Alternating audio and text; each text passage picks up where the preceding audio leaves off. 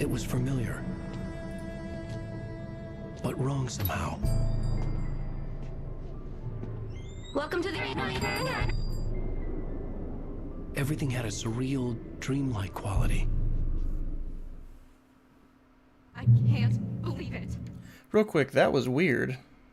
I was definitely just streaming, and it said I wasn't live, and then I clicked go live, and now it says I'm live. So have y'all been seeing everything for the last couple minutes, or did it just start 20 seconds ago for you guys? I guess, I mean, good thing I noticed that, if you haven't seen anything yet. Yeah, I don't know. I didn't say a lot or do anything yet, so that's probably good.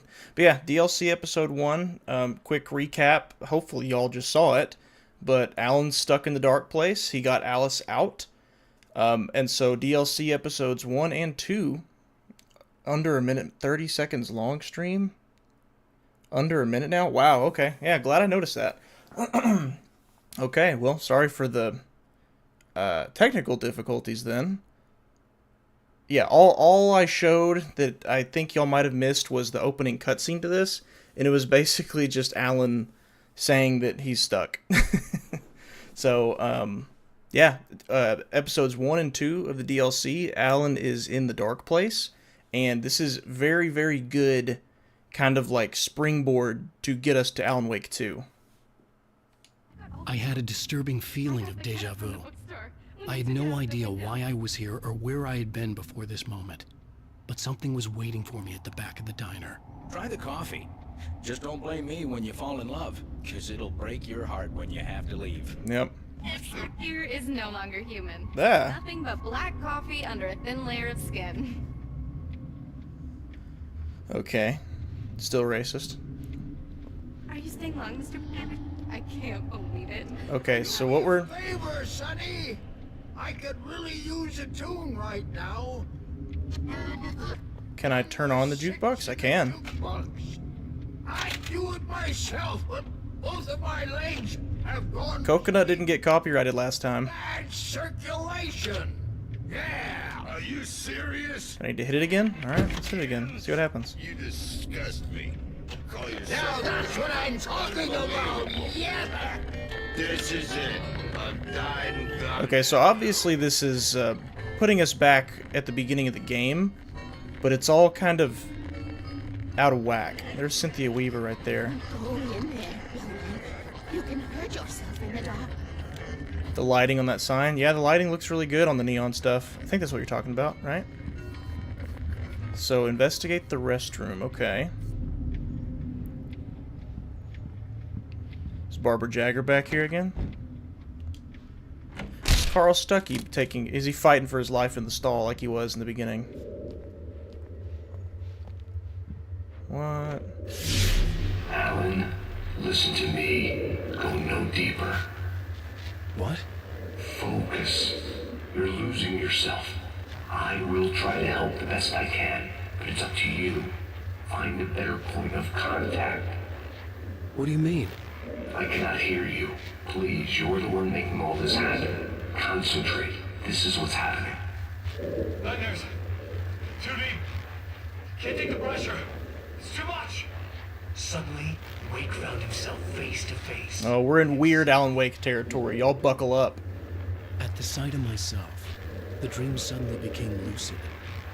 The dark place. That's where I was. You will need weapons. Oh, here comes the... That's a fat flashlight, It's not brother. the light itself, but what it represents. You will need it.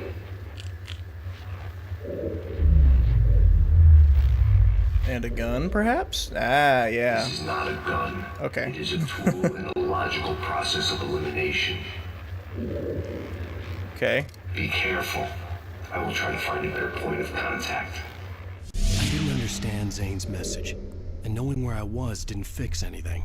Something had gone wrong after I had finished Departure. So this stream might actually be more fun for you guys because I've only played this once, and it was a long time ago.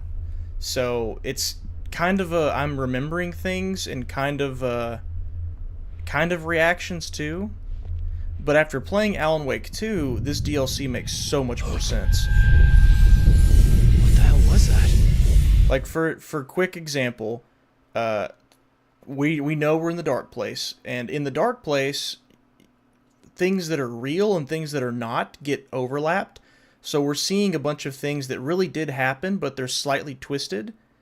And we just saw a different version of Alan in the mirror ranting and raving and going cuckoo for Cocoa Puffs, and we'll get into that later. If a mirror gave me a gun, first thing I'd do is look for a serial number. Yeah, you can't not ask in that situation, right? Days come by. The diner had become deserted. Then the door was smashed off its hinges and Wake had to fight for his life. Okay, why would we write that, Alan? Why would we... The door was smashed off his hinges and he had to fight for his life. Yeah, Alan, why you gotta write me into dangerous situations? Yeah, departure's over, buddy. No need for all this. Whoa. Oh my god. Get away. Oh, I forgot. Yeah, we're at max difficulty as far as the game is concerned. Because this is like, we finally beat the game. It's not going to go easy on us now. Would it kill him to give me a flare?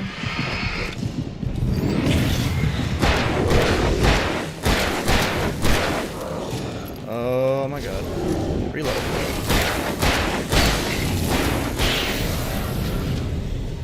Yeah, fighting for my life. That's no exaggeration there. Jeez. Alan, well, yeah. Mirror dimension, right?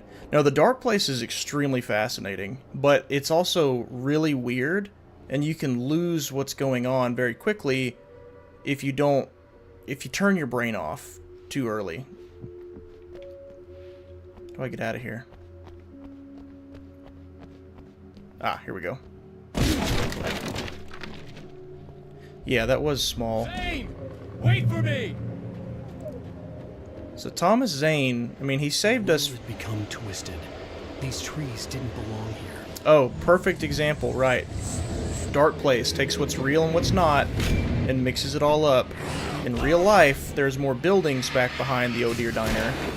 But here in the dark place, it's putting a bunch of trees back here. I would love a flare.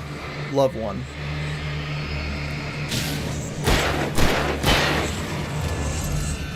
You know what? I'm not worried about you. If you're gonna zip and zap around, I'm gonna leave. Yep. I'm leaving.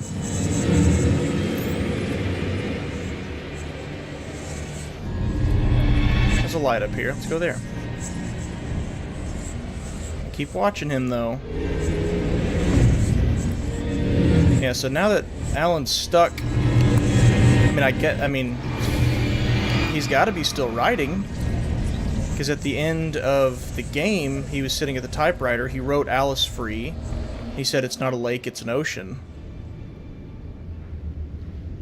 And then we just heard more writing going on. Investigate the light.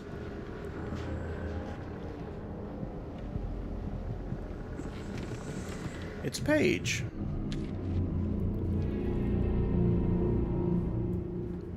I knew it was my writing, but the words were jumbled dreamlike fragments. Reloading frantically. The rounds suggested a stone's throw away from the tent. The bed looked inviting, but it was just the radio. I had to go on. She was startled by the phone.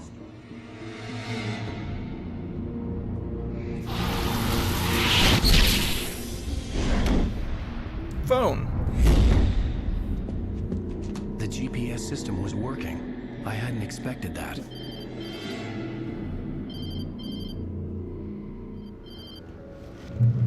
Hello? Who the heck's gonna talk to us on the phone? Can you hear me? Can you hear me now? Yes. Listen, I can. Did you heard that bark? Deeper. I can't reach you. You must come to me. I can't maintain the connection. Use the words. Follow the signal. Yeah, I got the door open Made today. no sense for the GPS system to work. I doubted any satellite was in range here. These were alien skies, but it was guiding me towards something. Towards Zane? Another flashlight? Sure, why not? take it.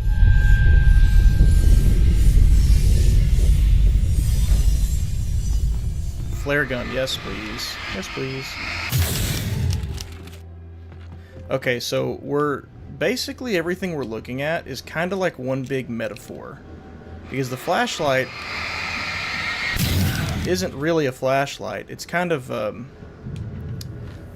Alan's, I don't know, how do you put it? It's like a creative process type thing, like where he's coming up with ideas and writing things into existence. It's like it's literally the word phone or the word batteries or whatever, and you shine it on that metaphorically and it becomes real. Just like Thomas Zane said, this is not a gun, this is a process of, this is an elimination tool, where Alan's removing things from this reality that he's seeing. Off-topic question, did you see that? Rich, no, I did not see that. That doesn't surprise me. What it sounds like is, so the former boss of Blizzard. No, what that sounds like is Something had shifted again. they want to make money, Tricks on me. but they don't want to have to make things for that money anymore. That's what it sounds like to me. Okay. Wait a minute. Yeah, we came in through the back of the house, and now we're back in front of the diner again. Oh, by the way, remember earlier, like a few streams ago, when I said Matthew Peretta, he can really voice act? This is when we finally get to see it. The town itself turned against Wake. Cars flew toward him. He cracked bone and crushed muscle. It oozed hate. He wanted to bury him. Yeah. Why we gotta make this harder on me?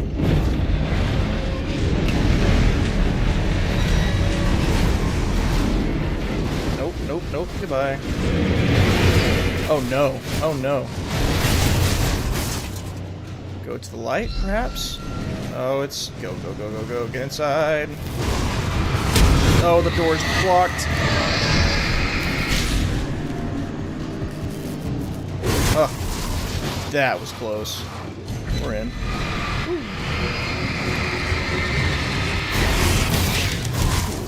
I'll take a flare.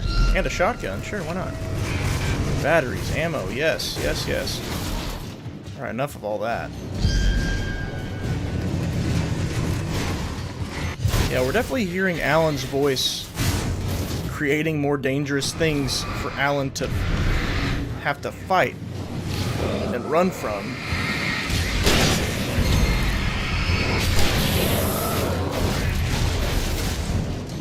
Thought I saw another one back over here. Yep, sure did.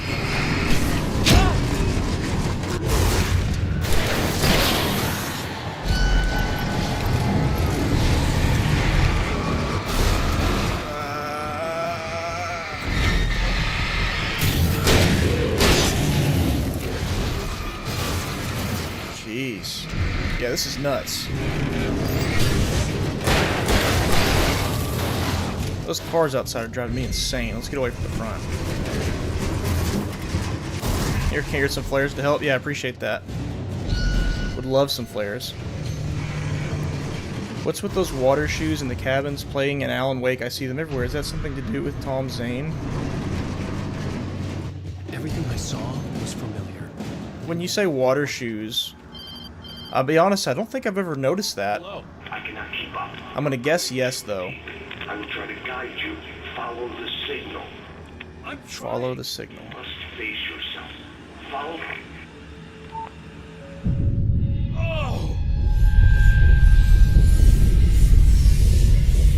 The GPS system. Dude, there hasn't been a moment for me to like really look at chat and talk so far. It's been constant combat and dialogue since we started. I wouldn't survive alone. Not that that's necessarily a bad thing, I guess. Just not what I'm used to out of this game so far. Water shoes in the cabin, I don't recall that, but I'm going to guess yes, because Thomas Zane was a diver. Like it was a hobby of his. And it was his cabin too, so it makes sense. Violent. The street wasn't so much ripped apart as it was missing. Like some great hand had reached down and scooped it up. Everything felt around. Yeah, see what I mean? We're in Bright Falls, but we're not. Like we're seeing Bright Falls, but broken, cracked, dark stuff everywhere. And this stuff matters come Alan Wake 2 time. And it is another reason why I cannot fathom, I don't understand why Remedy would say, oh no, you don't have to play the first one to jump into Alan Wake 2. I'm like, I don't agree with that at all. I mean, if you just jump into Alan Wake 2 having no understanding of what happened in this game, I mean, that's gotta be confusing. What the? Sarah Breaker. Bright Falls finest, the red-hot cop chick with the lightning-fast boomstick. Boomstick, Evil Dead. Her debut book, The Only Girl in the Bookhouse, delves deep into the double life of having a successful... Deep into the double life of having a successful law enforcement career while being involved in a secret society. How does Daddy's Little Trooper fit into the old-fashioned fraternity? See, again, Dark Place distorting reality. The cutout is of Alan Wake in real life, but we're seeing one of Sarah Breaker. Flare. Or are they a metaphor for walking to the dark place, aka Cauldron Lake? If I saw the water shoes, I could probably answer better. I'm gonna guess that it's probably up for interpretation, but I would think the most simple... Jeez. I would think the most simple answer is just Thomas Zane liked to dive, so in his cabin he's got water shoes.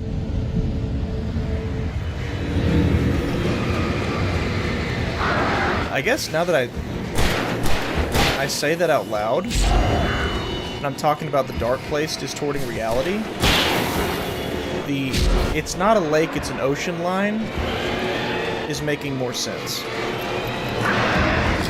Oh, that's a flashbang. Sure, I'll take it, yeah.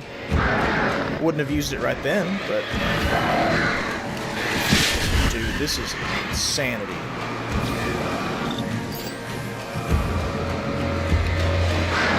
Because if everything we're looking at... Please dodge. Yeah, let me know how that audio's going too. If everything we're looking at is not real or a distorted reality, I mean, the dark place is kind of... It acts like a lake. It acts like you're underwater, but really it's not. And I guess to say it's not a lake, it's an ocean, is just implying that it's a lot more vast than we thought, or than Alan thought. That question still hasn't been pristinely answered yet. It's very much up to interpretation. They look like crossed tennis rackets hung up. Yeah, I don't recall. We will see the cabin again here soon, though. I'll be able to look around for him. If I could buy the Alan Wake book cutout, I would. Look fantastic as a bit of merch. No kidding, Rich. I actually went on to Reddit a while back and asked some people where I could find one. And all the ones I saw were fan-made. Some people sell them, like on Etsy, you could buy one. The dark place is playing tricks on you. You're still going deeper. I'm trying to guide you, but it's hard. We're going deeper? Why is going deeper bad? I can help you if you just stop sinking. What?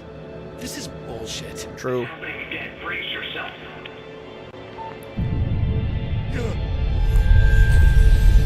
So the dark place... And he was telling me I was going too deep. It was ridiculous, but I was more scared than amused. I felt like I was being hindered by an unseen force in ways I couldn't fight. All I could do was keep going. So we're trying to get out of the dark place, obviously. And we're following Thomas Zane's voice and the signal where we're going. You see a little compass up on the top left. We're following a GPS signal. He's telling us follow the signal, but now he's saying no, the dark place is tricking you. It's making you go deeper. Well, I mean, which is it? Do we follow the signal or not? Which in the dark place, up is not up and down is not down. Up can be both up, down, left, and right all at the same time.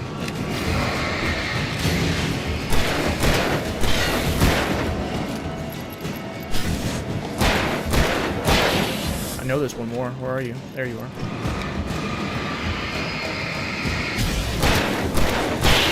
Yeah, these enemies seem a lot tougher and more aggressive than the base game.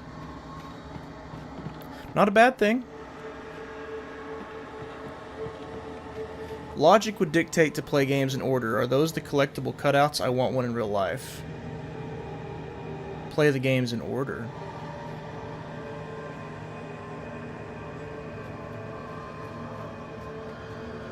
What do you mean? I mean, I agree. I don't disagree. Play the games in order. But because I played Alan Wake 2 recently, it is helping me understand this DLC a lot better. It's more like this DLC helps explain things that you see in Alan Wake 2. And so it's kind of like, oh yeah, it makes sense now.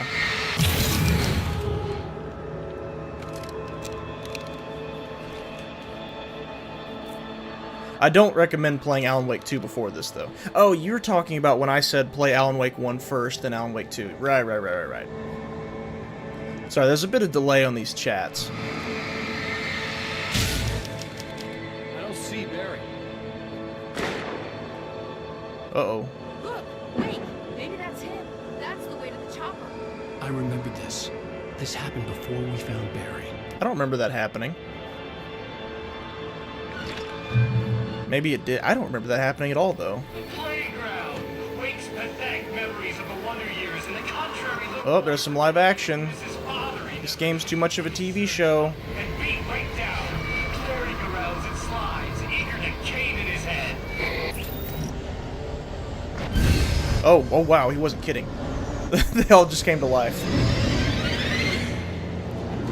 Goodbye. Open. It's not opening. Okay, I think I actually have to beat him. Where's a tree I can cheese behind? There we go. Goodness. So Thomas Zane said that we were seeing... He said this is you or something. So it looks like all the Allens we're seeing just screaming and raving and going nuts is also Alan? I don't know, we'll see.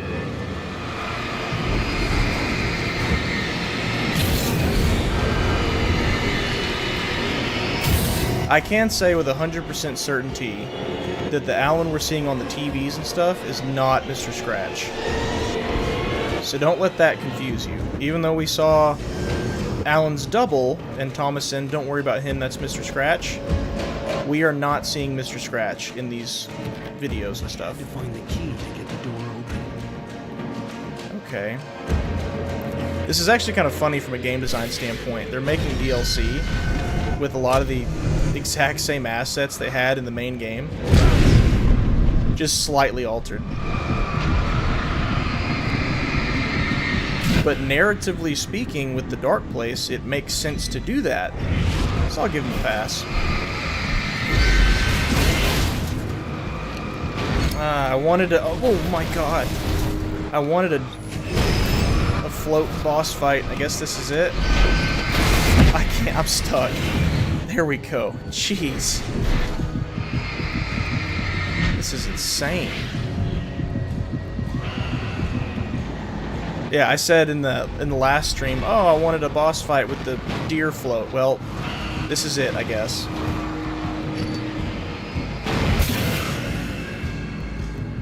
Jeez. All right, there's our key. It's Sarah. Oh, because in the main game. Pastor Howard a piece of my mind about this lock. I told him to get it fixed. Remember when we had to hold off right here and she opened the door for us? Wait, I got the door open. Run for it. Audio sounds great. Okay, good.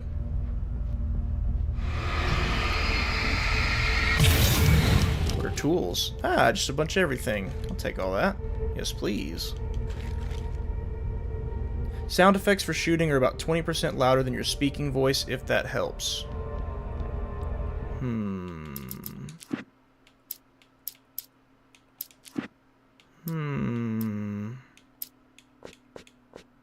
Let's try that.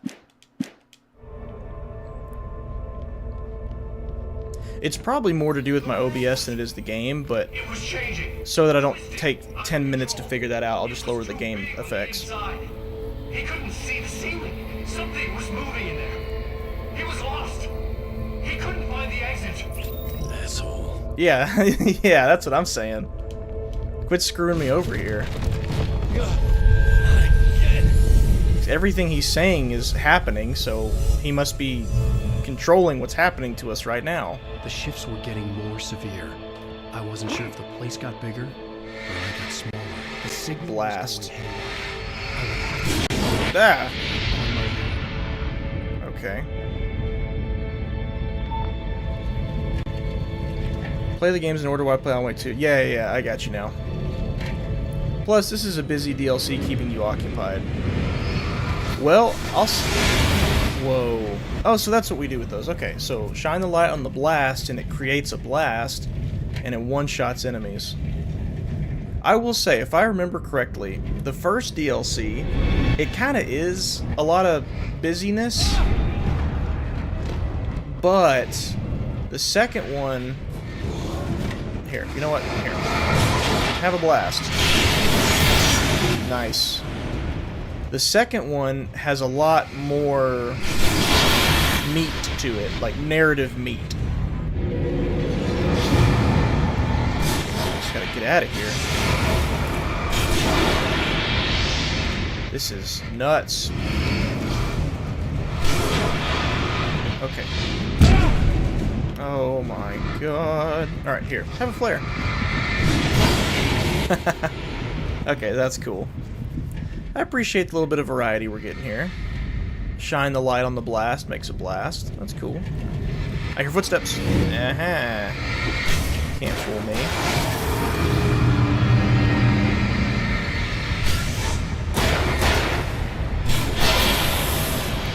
Very nice. Whoa!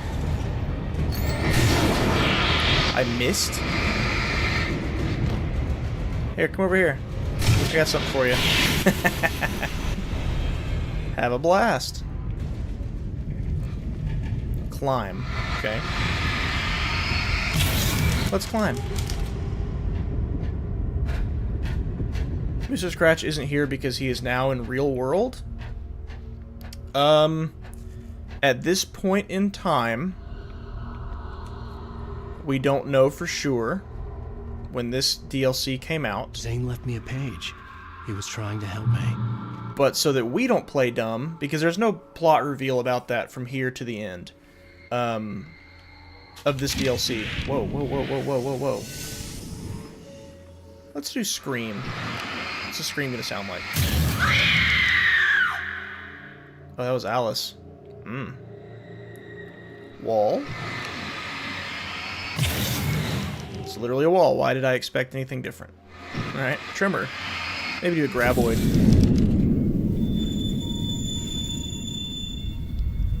Nope, no graboid. There's no plot beat for Mr. Scratch in that regard from here to the end of the DLC. Bestseller. There it is. There's a cutout. Mr. Scratch is in the real world, yes. Eyeballs like that give me the chills, yeah. No, Mr. Scratch is not in here with us. He is out in the real world while Alan is stuck in the dark place. Friend, it's Bear Bear. Yowza! Barry? Hey, bestseller! Looking good! You're not real. Well, no shit. What gave me away? The see-through thing? I'm a figment of your imagination, just like pretty much everything else you see here. Maybe even you. That's insane. Yeah, you're right. Everything that happened before made perfect sense, but this is insane. Good catch, Al. Okay, look, I gotta get going. The GPS... GPS, yeah, I know. Follow the signal. Got it. And he's gone. Goodbye, Bear Bear.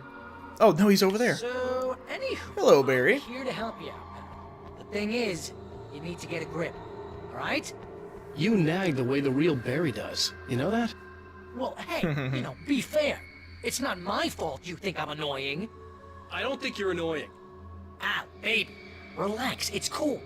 Just try to stay on the ball here. You need to do what Zane tells you. He's been here for ages. He's like the expert. That's not a good sign. That's not comforting to hear that somebody's the expert because they've been here for so long. Like, that just says, oh, how much longer am I going to be here? Insane, and it's all from your mind? What's that say about you? Fine, enough. I can't believe I was actually happy to see you. Oh, come on. Don't shit a shitter out. Deep down, you're always happy to see me. Very true. Can't lie to yourself. Know what I'm saying? You must be a sucker for punishment. You? No, really? And I... Oh, I don't have to stay and talk to him. He'll follow me. Thanks. Oh, Thanks. cool. Yeah, so the Barry that we're seeing is a creation of Alan's. So that's what the point he was making was like, it's not my fault you think I'm annoying. He's saying I'm annoying because you think I'm annoying and you made me annoying. Yeah, that'd be the Biltmore sawmill. How the hell do you know that? I don't know anything you don't. So why don't you ask yourself that? Huh? Maybe you saw a sign for it back in the real world, or maybe it's the sawmill because I said it's the sawmill and now you can't get it out of your head. Fantastic. Yeah, sure is giving me a headache. Or is that your headache? Do you have a headache? Barry. Dude, we're bonding. Boom. What's it boom? What does boom do? Literally an explosion. Hey, Al! I guess the pen is If mightier. you complete that sentence, you're fired. Mightier than the sword. Uh-oh. Here, have a boom. Very nice. Yeah, so the whole point of that was like, you're seeing something, they said the sawmill. Maybe it's because you saw a sign for a sawmill at some point, or maybe it's just, you're thinking it's a sawmill because you saw a sign that says sawmill. The point is, everything here is either, think of it like a dream. You can feel them coming. Not even flesh anymore. Just shadows and ghosts and thoughts. Uh-oh. Slicing his flesh. Oh, they don't have actual bodies.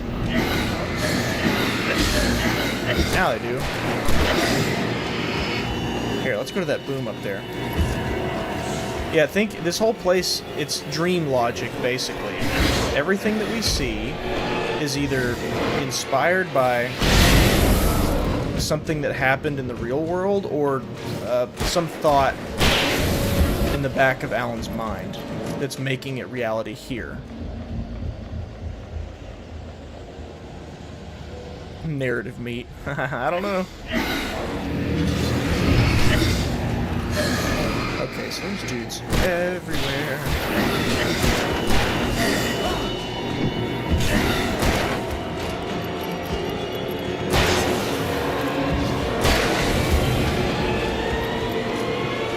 If he's still here, then he can't get you out, right? That's my thought exactly. Is like, yeah, if Thomas Zane has been here for, it'd be 40 years now, because he disappeared in 1970. And this game takes place in 2010. That's the implication. If he's still here, then he probably can't help us.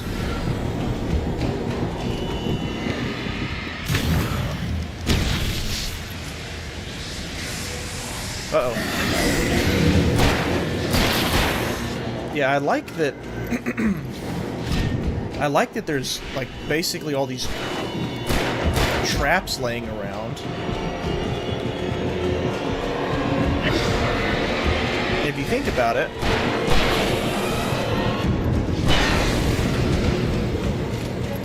about it... why wouldn't there be? I mean, if everything we're seeing is all stuff that Alan is capable of creating, I mean, wouldn't you do the same thing if you were in a position where a bunch of light-affected enemies were coming towards you, and you had the power to create something in the scenario? You would create an explosion of light, or a firework, or something.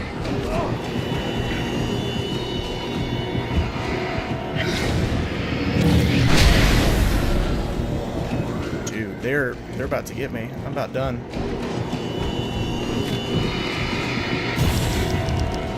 Oh, I have a flare gun. Why have I not used that?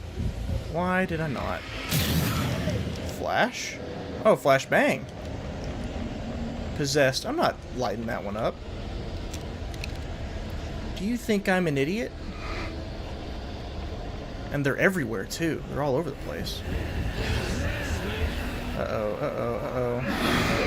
Come on, come on. There we go.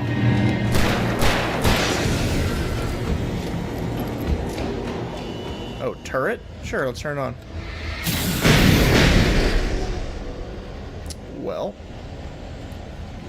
I wasn't. I feel like I should have used that here in a second when more enemies spawn or something.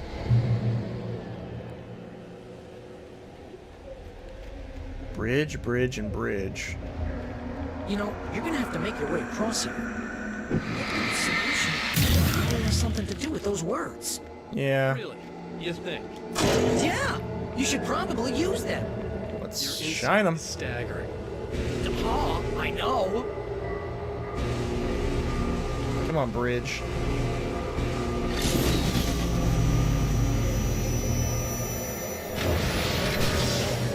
Manifest a Christmas light outfit. That's what I'm talking about.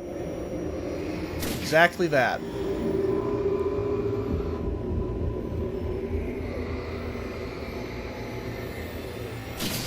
There we go.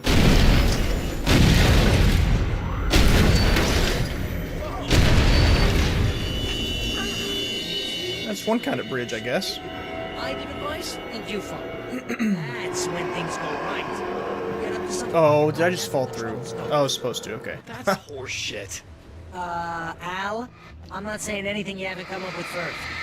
Big miss, remember? This kind of thing could drive a man insane. No! This is great! And it's probably therapeutic for you, too. Wait, Barry can't tell us anything we don't already know. Wake's own words. So for him to say that Thomas Zane is the master of this place, he's been here for ages. I mean, is that even true? Literally. Or does Alan just think that's true? His books common and discarded, like mud beneath his feet.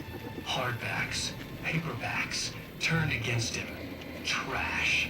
Just cheap trash. Well, alright then. Weird transmissions of myself before, Ah! but not like this. What's that? The version of myself I saw now sounded That was a giant insane. book. Like a demented storyteller who was out to kill and destroy his protagonist. Jeez, alright, enough with the books. Enough. I'm out of here.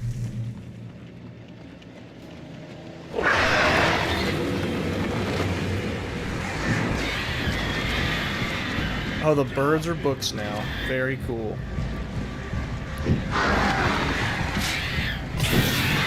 Those are gone. Those are gone.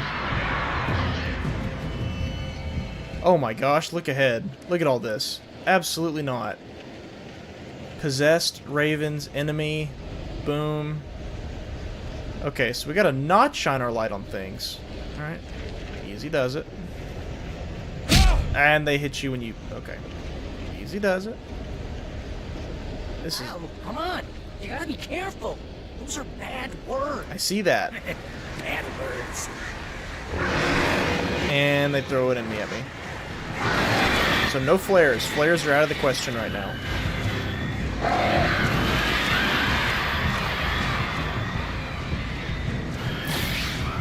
One down. Oh, hey, easy. Auto lock almost got me there. There we go. Alright, nope. I wonder if I hit a boom, would it destroy everything? Or would it create them all, or would it create them and also destroy them? I don't know, I'm not gonna test it though.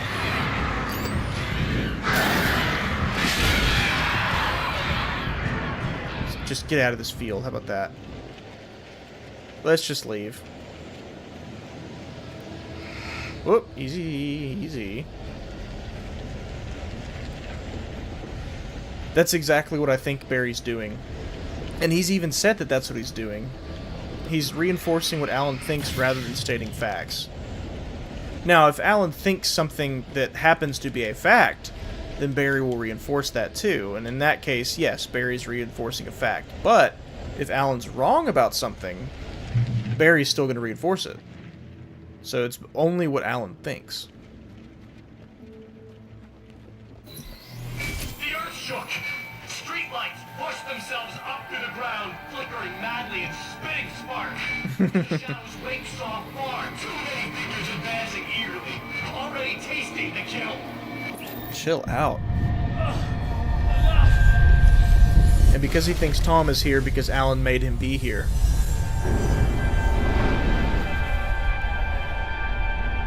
Okay, this is just too weird. You're weird. I didn't do this. Is all this really coming out of my head? That's just the way this place is, Al. All that random stuff in your head. Imagination can do anything. Yeah, okay. You're from my Yeah, you know what, Al? Do yourself a favor. Don't pursue that train of thought any further. Sure. So what, trees made of telephone poles, light poles? It's cool.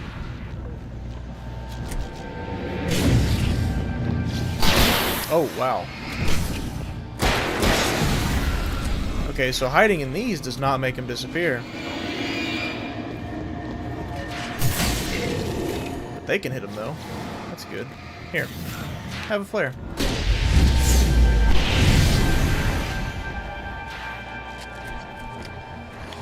This is gonna be a tough stream to edit down into a video. I can already tell. Because I struggle with deciding, okay, do I edit them down to where the story beats are included as well, or is it just supposed to be entertaining moments? And so far, I've been including story beats too. This is gonna be tough. That's all this thing has been so far, has been explaining things.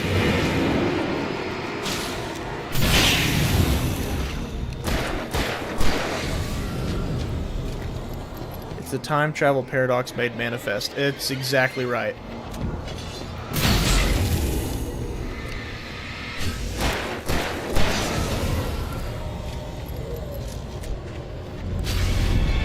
Not to confuse anybody even further, but think back to the very first mention of Thomas Zane. What was it? It was his shoebox in the cabin.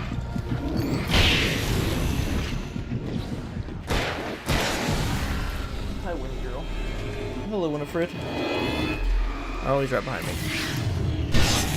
It was Thomas Zane's shoebox in the cabin, meaning before Alan ever entered the dark place, Thomas Zane existed. However,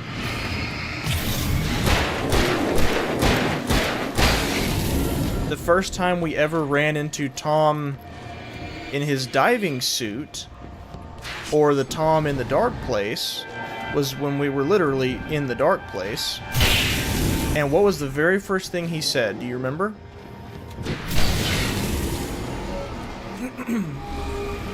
The very first thing Thomas said to Alan was, actually no, I take that back. I take that all back. The first time we ran into Thomas Zane was in Alan's dream in the tutorial. When he was teaching Alan how to fight the darkness. But then again though, it's like, well, was that a dream or... you know, Alan hadn't even ever gone to the dark place at that point, so... Oh, I still have a shotgun I have yet to use. There we go. Yes, first dream on the way to Bright Falls. So he had a dream there. He never revealed himself as Thomas Zane, but, I mean, there was a Tom the Poet poster, and I'm dead. There was a Tom the Poet poster on the wall that got zapped by the light, so it's pretty clear that is Thomas Zane we were speaking to. Oh no. I think these enemies just keep spawning and I just have to keep moving. I'm moving slower than I'm supposed to. Fine, let's do it.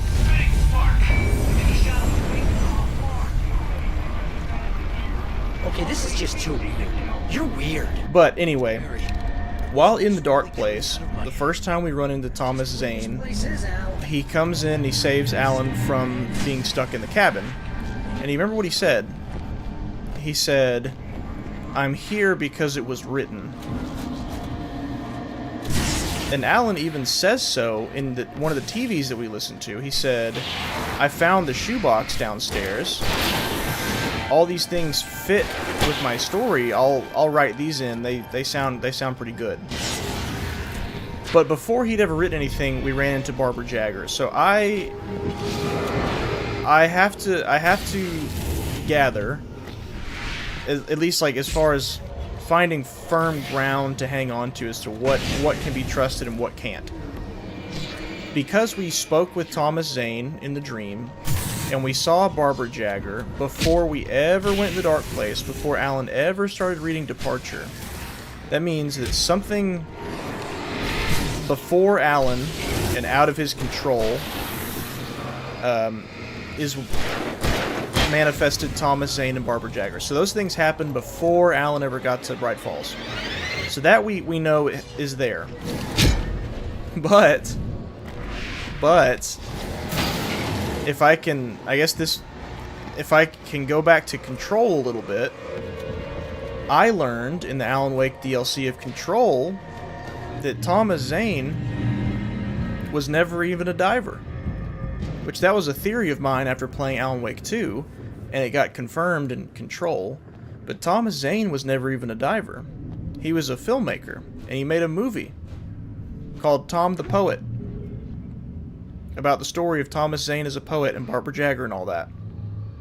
So if you really want to get technical, before you can get into the warehouse. Red Box. If you really want to get technical, Why is it so complicated? the story of Thomas Zane, the diver and the poet, and Barbara Jagger drowning and all that stuff came from a movie made by Thomas Zane first. Does that matter in the scheme of Alan Wake 1? No, not really. But either way, it's the same thing. Alan did not write in the novel Departure, in the manuscript. Alan did not write Thomas Zane to be here in the dark place. Well, oh, that's a monster truck? Do I have to fight the monster truck? Yeah, guess I do. Oh my god. Or I could just leave. There's two of them. I'm out of here. This is ridiculous. Why am I doing this? This is ridiculous. Get me out of here.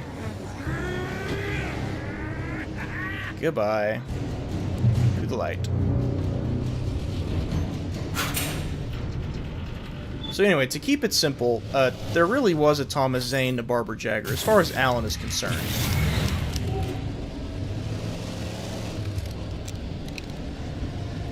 But the question becomes, is Thomas Zane actually in the dark place or not? Because him being in the dark place was never a factor until after Departure was written. So it is possible that Alan wrote Thomas Zane's presence here, and it wasn't here before. It is possible. Jeez. Just get me... Oh my god. What do I even do? What do I do? Do I still have a flare? I do. Good god. Alright. Let's hit that. Go. This is nuts. This is insanity. Dude. Yeah, it's popping off now. Is there a chance of a plot hole continuity error to fit the need for tutorial after the rest of the game was created, retroactively inserting him earlier than intended? Possibly. Possibly. Now, I have some pretty... I'll say this. I'll say it's possible, but I don't think that's the case, because I do have a pretty... I don't know. Do you call your own theory strong? I have my own theory that I think is the case, that has never been confirmed, and I won't get into until Alan Wake 2, that would help answer that question. But I think just for simplicity's sake, good God. Oh, the car's broken. I'm screwed. I'm stuck. Wasn't there another car? I guess there was. Let's get in this one. Dude. Get away from me. Get away from me. Did the game just crash? Okay, it froze. We're good. We're good. Make sure you don't bite the tongue out. This game can't handle all this goofiness going on here. Get me out of the car.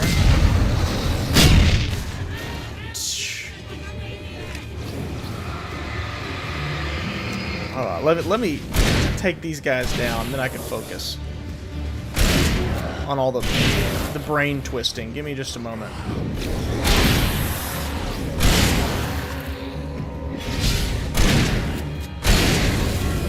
Oh. Okay. Okay. So. God. Fight for my life there. The theory of Thomas Zane that I have, that I think is probably will end up being the case, and we won't know until the future. It means that it was not a plot hole or a continuity error that Thomas Zane spoke to Alan in his dream. Like, that was supposed to happen. I'm saying that from the perspective of our protagonist, Alan, as far as from the day he was born to today, Thomas Zane and Barbara Jagger, that story already existed before he ever went to Bright Falls. So he, as of the present, had nothing to do with that. Now, as an extra tidbit of information that is not necessary to know to enjoy Alan Wake 1, but is canon, is that Tom, as a diver and a poet, never really existed. And that could also help explain why nobody has ever heard of Tom the Poet. Hunt. Oh, hunting rifle. That could help explain why no one has ever heard of Tom the Poet, because Tom the Poet never existed. There was Thomas Zane the filmmaker. In fact, even in Control, Jesse Faden was like, oh yeah, Thomas Zane, he's the filmmaker, or the poet, I don't remember. And then in her interview with her psychologist, she was like, yeah, there's a poem that I really like by Thomas Zane, and the therapist is like, Thomas Zane, never heard of him. Well, it's because Thomas Zane as a poet never actually existed. He made a movie called Tom the Poet at Cauldron Lake, causing the story of Tom. Hey, what are you up to? I thought this was my side of the bed. Dang.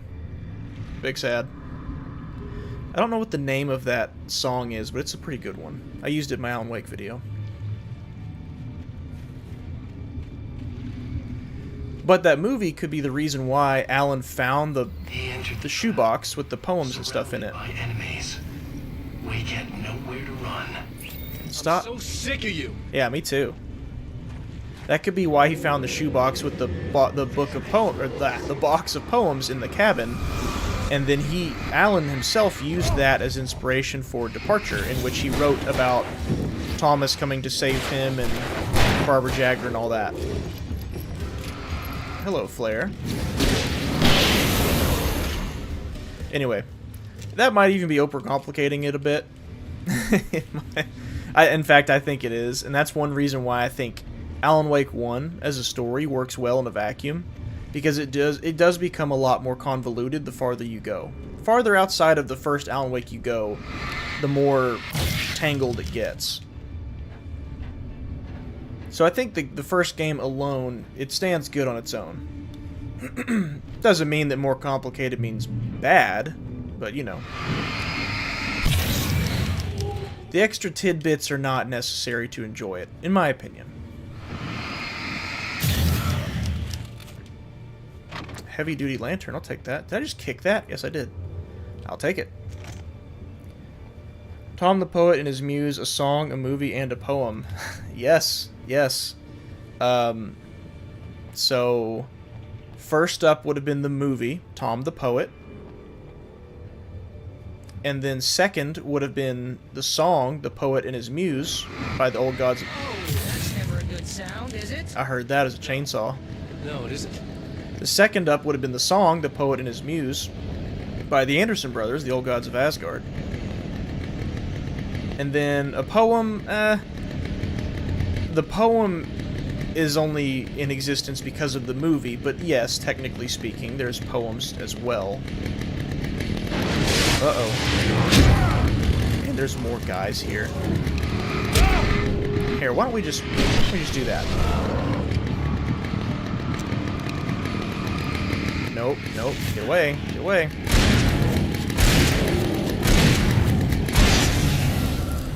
Yeah.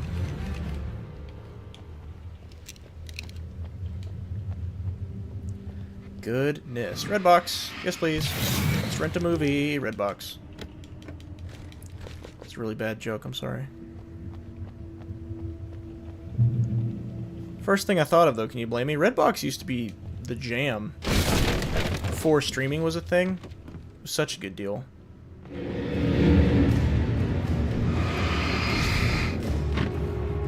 How do I get out of here? Come on, jump down. Yeah, come on down here with me.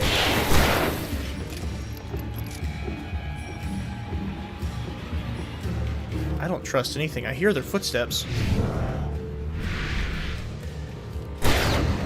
Come on around that corner. Very nice.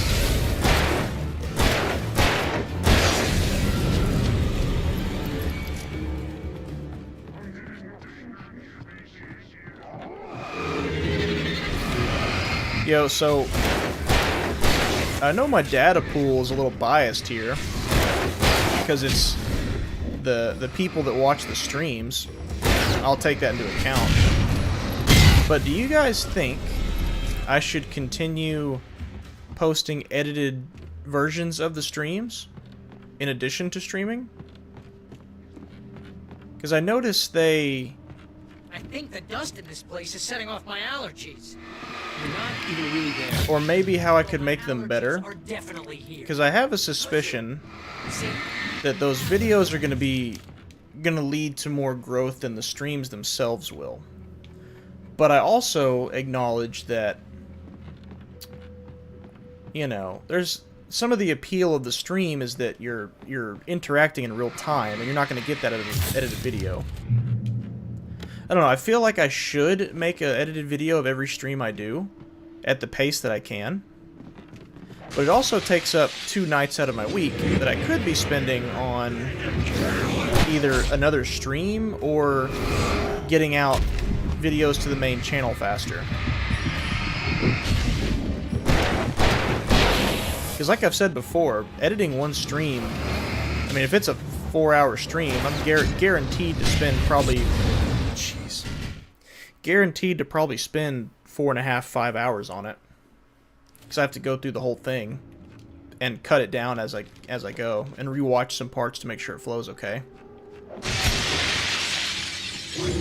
Now, if I were doing this full time, I would just keep doing it, no problem.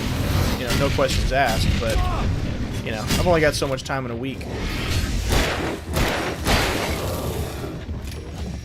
I hit dodge. I hit dodge there.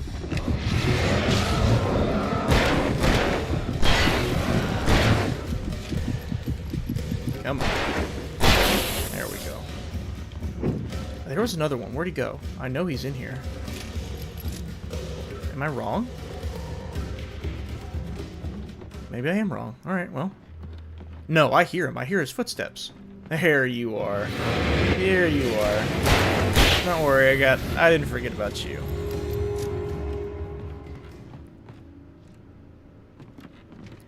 Love how deep all the lore is. It's deep.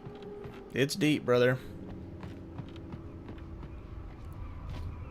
And that is another reason why I think Alan Wake 2 is probably not very approachable for a lot of people. Because there's a lot of lore before you even get to Alan Wake 2. That, I mean, to understand.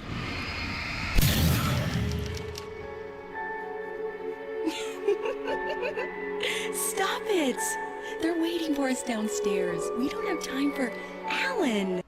I knew she wasn't really here, but she still made my heart ache. I had saved Alice, but I wasn't even sure when that happened. Was it days ago? Weeks? Longer? I had no way of knowing. Yeah, big sad. Yeah, way to just trade places. Way to just straight up trade places. Can I cross? Nope. I need this over here.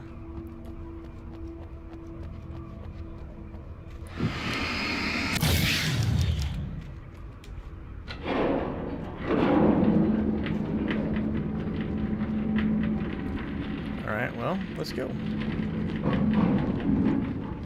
There we are. That looks crazy dangerous, Al. Thank you, Bear Bear.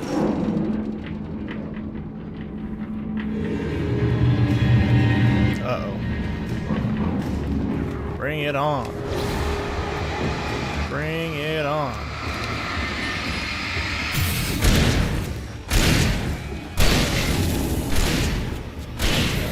Mm-hmm. Uh-oh. Not today.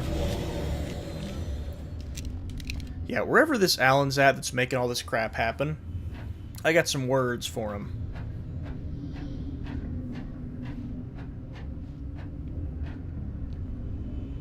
Another memory. Hey, lover. Come here. I've got something for you. I could only hope that Alice was all right. I didn't know what happened to her after she left the dark place. All these candles, look at this. Yeah, see, here it is again. More of Alan's memories affecting what we're seeing. Is that you? Thomas Zane wasn't a photographer. Somebody else was, though. Hold that pose. That was a good one. Yep. This? Yeah, but smile a little more. No, that's too much. You want to look mysterious. The voice sounds A little weird. Tough. You know how people go for those dangerous bad boys. But I'm not dangerous. Oh, come on. You write about terrible things all the time. Yeah, remember Alice, she You took wanna the be photos for intimately familiar with Alan's them. You book killed covers Casey in this book. and You promo look shots. A little bit like a murderer. Oh, that's good. Do that again. You look handsome. And dangerous. You know, I wasn't sure about the beard before, but I was wrong. It looks good on you. Alan Wake does not have a beard in this Okay, I game. think we're done. Great. I want to get out of this. Well, okay. Hey, think Okay, he does. Kind of. That's stubble. Danger is sexy. Perhaps I'm a little biased, though. I felt like a real writer instead of a fraud. It was a good memory. I wished I hadn't seen it. Felt like a good writer instead of a fraud. When did he feel like a fraud? Maybe he means when he couldn't come up with ideas, like he had writer's block. That's when he felt like a fraud. Edited videos are great recaps. For me, I enjoy the highlights and catch up on any bits I missed. Okay. Well, that's good. I mean, that's why they're there. I was thinking that it's probably more realistic for people to catch up on streams they missed by watching an edited recap rather than sitting through the whole thing, you know? Oh, I hear it. Yeah, see, we're in Alan's apartment right now, but that's like a warehouse outside. That's not accurate. Can I go in the bathroom? Nope. I hear you, Thomas Zane. I hear you. Sorry, I gotta keep... Jeez, alright, there we go. Got it. Pick up alarm clock. Oh, it's a collectible, I think. A new collectible for the DLC only. Whoa. First off, check in here. Nothing. What'd you do to my living room? Alan, you made it. Scuba man. The area of the dark place is calmer, at least for the time being. We can talk here, but we don't have much time. Zane, how do I get out of here? That's what you face. That's you, even as we So speak. that's Alan right there that we're seeing. Darkness coming. Swept him away. Lost. He knew. He knew. He couldn't hold on. He knew there was no way out. Oh! No, I'm right here, What was Zane. going wrong? That's not me. It's just, Wrong. I don't know, an echo, a hallucination, the dark No, presence. the dark presence is not responsible for this. You are making this happen. You're trapped in your own nightmares. You are fighting yourself. You following? Wake didn't understand it. He would never make it. He would never wake up. What we're seeing on this TV is the real Alan right now. Darkness. It was coming. It was coming. Shut up! Who we're playing as is what Alan is creating. And he made himself the protagonist again. Zane was gone. Wake could feel the pressure gnawing at his mind. The darkness wasn't so bad. It was in him. He felt it. He knew the voice spoke the truth. It was just too hard to think. He couldn't make sense of it. He wanted to go with the working and just let go.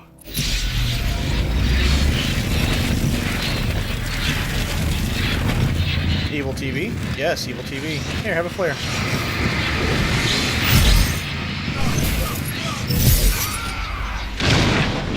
Oh my.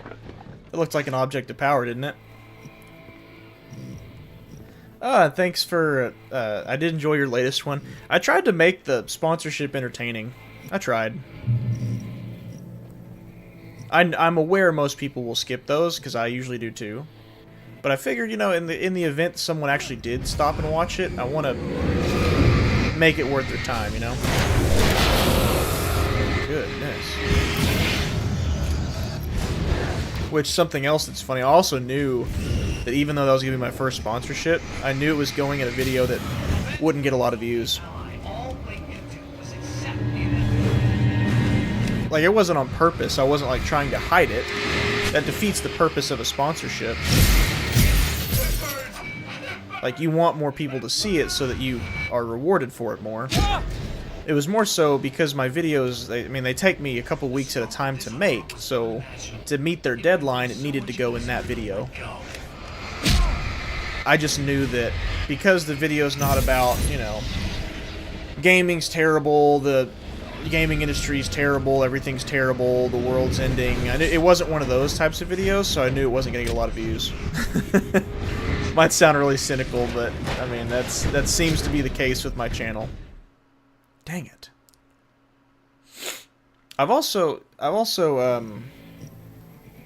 don't know. I hope that over time I can accumulate more folks who do like to see positive stuff, because I don't want to just do negative stuff all the time. I think y'all have heard me say that plenty of times. I don't want to be negative in every video I make.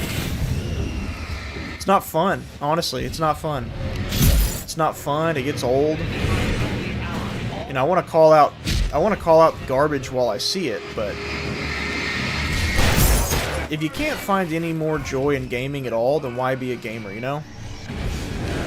If there's not a single thing that you can find to enjoy or like, why do you do it anymore? The scope of this horror was unimaginable. What is going on? What do I need to be doing right now? I'm hitting this dang...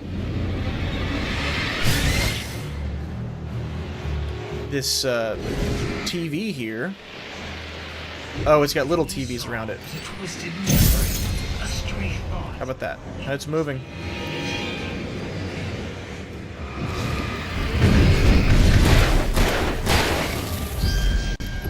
I am curious who our third viewer is, though. Because you two are commenting. It says there's a third viewer. And I wonder who that is.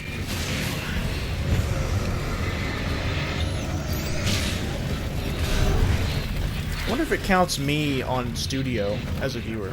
Surely not. Do I have... Yes, I have a flare gun. Enough.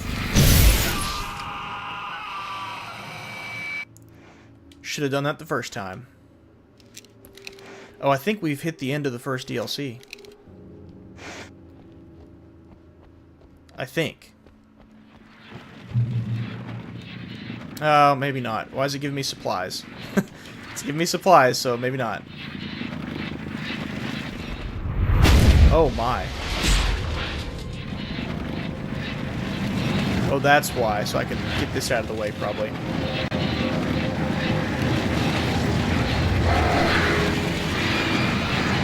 Uh-oh.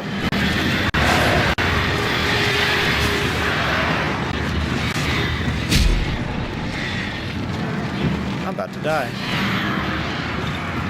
Come on, boat. Come on. This is chaos on screen. Here we go. Okay.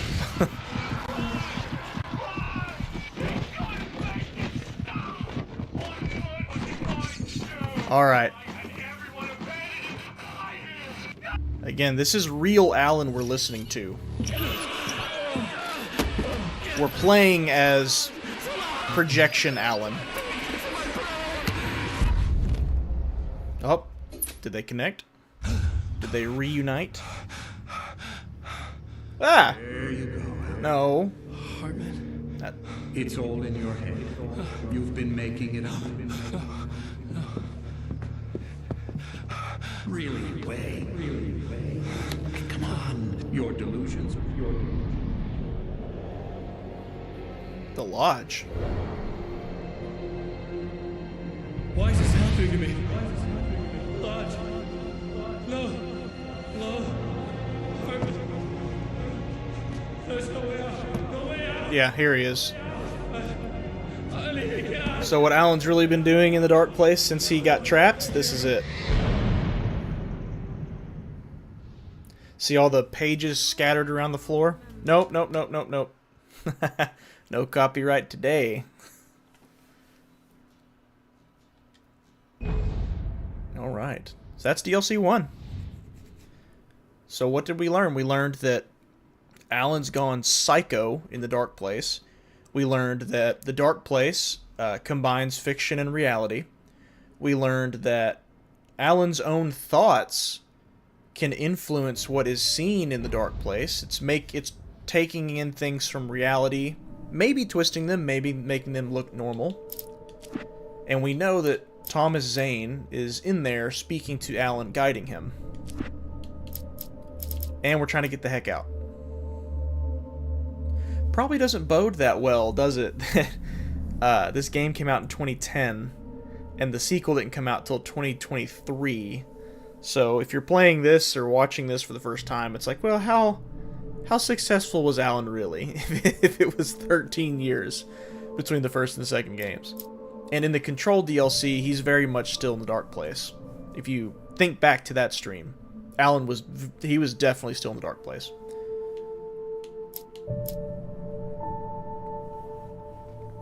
All the dramatic pauses sound like a William Shatner impression. A little bit. Enjoy your positivity when you're trashing something. You're fair and kind. Rare trait, especially in a streamer. Kudos. Oh, thank you. I try. Try to be fair. I don't want to be so negative and so upset that I overlook honesty, you know? Previously on Alan Wake. It's not a lake.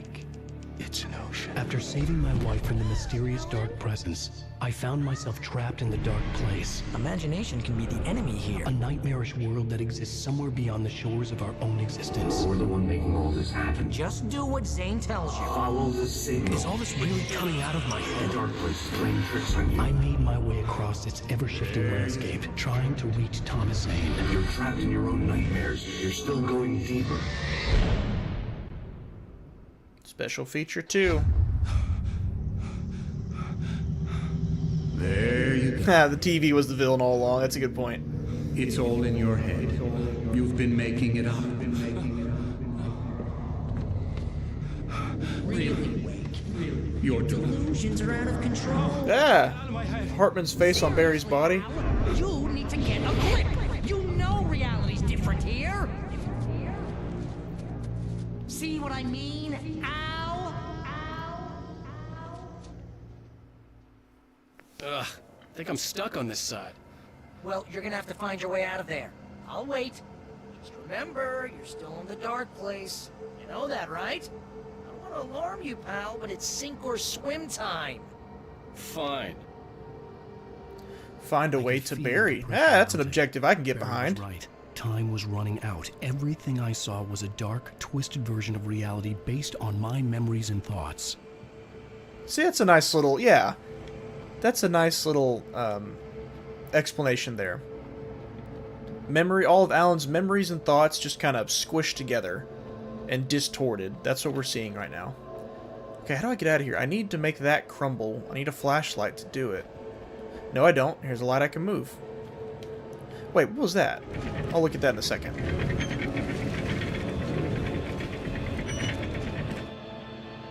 Wait, so how do I... Oh, I had to make it swing. That's cool. Yeah, here's those paintings from that dude. Yep, thoughts and memories, all jumbled up. Uh-oh, that's gonna hurt. I had to accept it.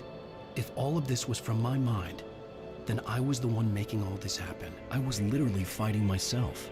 It was a moment of clarity. Yes. Exactly. Surprise? I don't like that. I don't like the way that sounds. What would be a surprise? Oh, is it going to be a typewriter? Nope. It's not. Oh, I thought maybe it'd be like when, in the beginning when Alice says, I have a surprise for you. It's in the other room. Surprise. And it's the typewriter. That's what I thought. Nope. That was being too clever.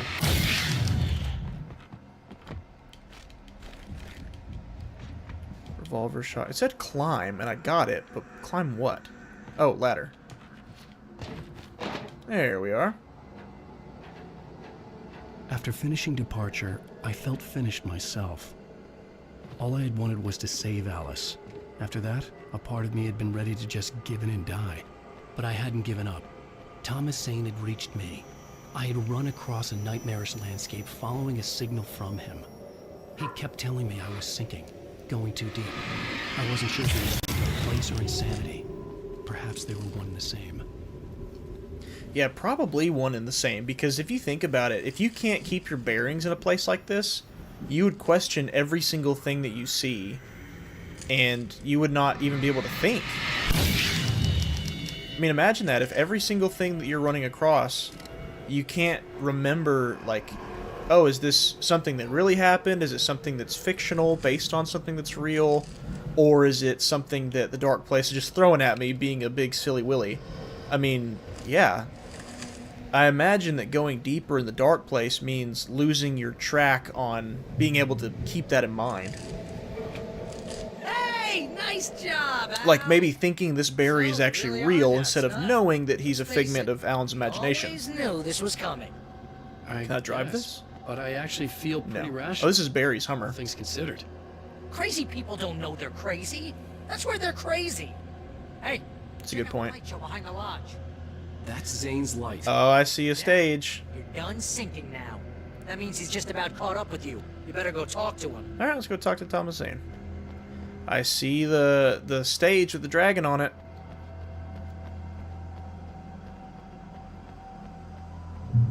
Yeah, it actually works perfect for Remedy, because they can just throw in assets all over the place if they want to. Reused ones. Gods, play. Music came out all wrong. It attracted the horrors. That's not good. I want the music to come out right.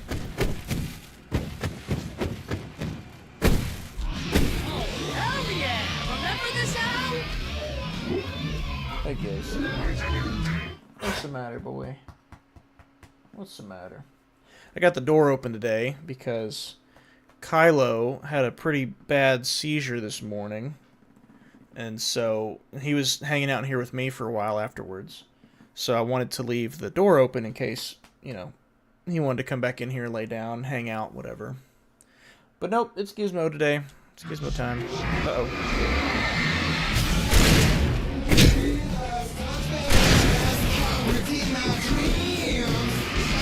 You're right, that music does come out all wrong. I don't like it.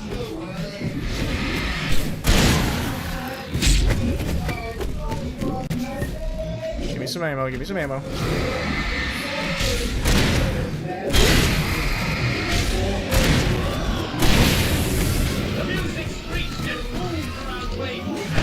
There's a pistol on the ground. Thank you. Yeah, this is not... I don't like it.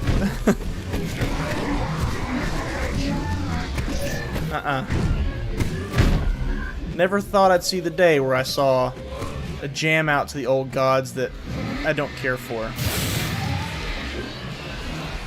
Woo! See ya. Nope, that's not good. That's not good. That's not good. Get away from me.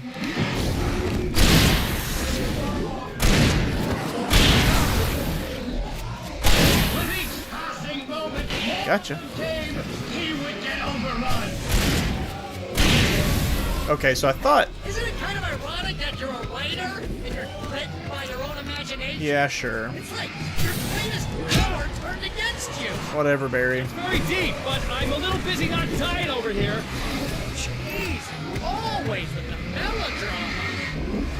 It's not melodrama. It's survival. What are you talking about? Perfectly valid point from our boy Alan.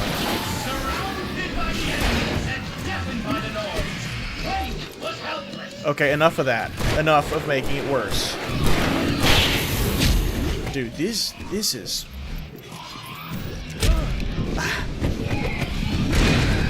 I'm about to die.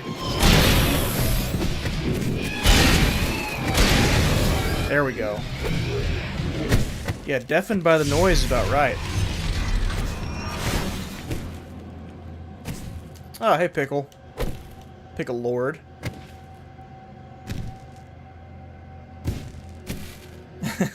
Pickle emoji. Need to just make that pickle an emoji for members to use or something. In your honor.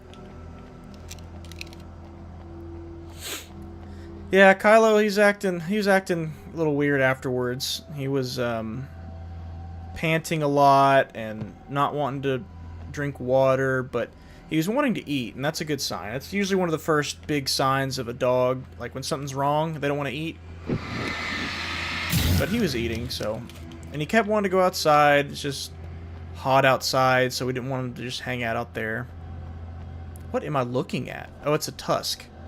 It's just in the way. Alright, how do I get inside? Oh, I can just... Yeah, there we go. Yeah, sweet Kylo, he's a sweet dog, and he's always extra sucky whenever he's hurting or in pain. It's like, dang, that is a creature that does not deserve that.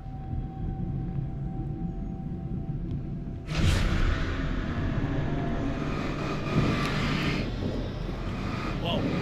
See, Al? This is classic you. What? Always making things complicated. Wasn't me. This is just a memory. Even your memories are... Oh, it is a memory. Ah, thank you, Tom. Yeah. So, I guess you're gonna talk to Zane out there now that he's actually here. I'm just gonna, you know, let you non-imaginary people talk in peace. Non-imaginary, huh? Nah, that was a crutch, you know. Hey, you're moving up in the world, buddy. Alright, let's do it. Non-imaginary Tom, let's talk. You have done well, Alan. Now I can accompany you. You are trapped in your own dream. You must wake yourself up, but first, you have to reach yourself. The cabin. Yes, my cabin. It will not be my cabin. Your previous work can help you. He said, don't forget that is my cabin. Words like that have power here. Okay. Manuscript pages can help us, sure.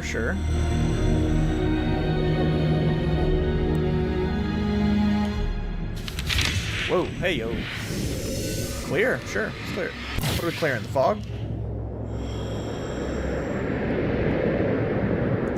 Very nice. Lighthouse? It's very appropriate. I can help you reach it. But after that, you will be on your own. I cannot enter the cabin now. The Dark Presence made sure of that on our last encounter. You are facing yourself, the parts of your mind that are hard to control. Dark Presence made sure of that. This is not a fight anyone else can win for you.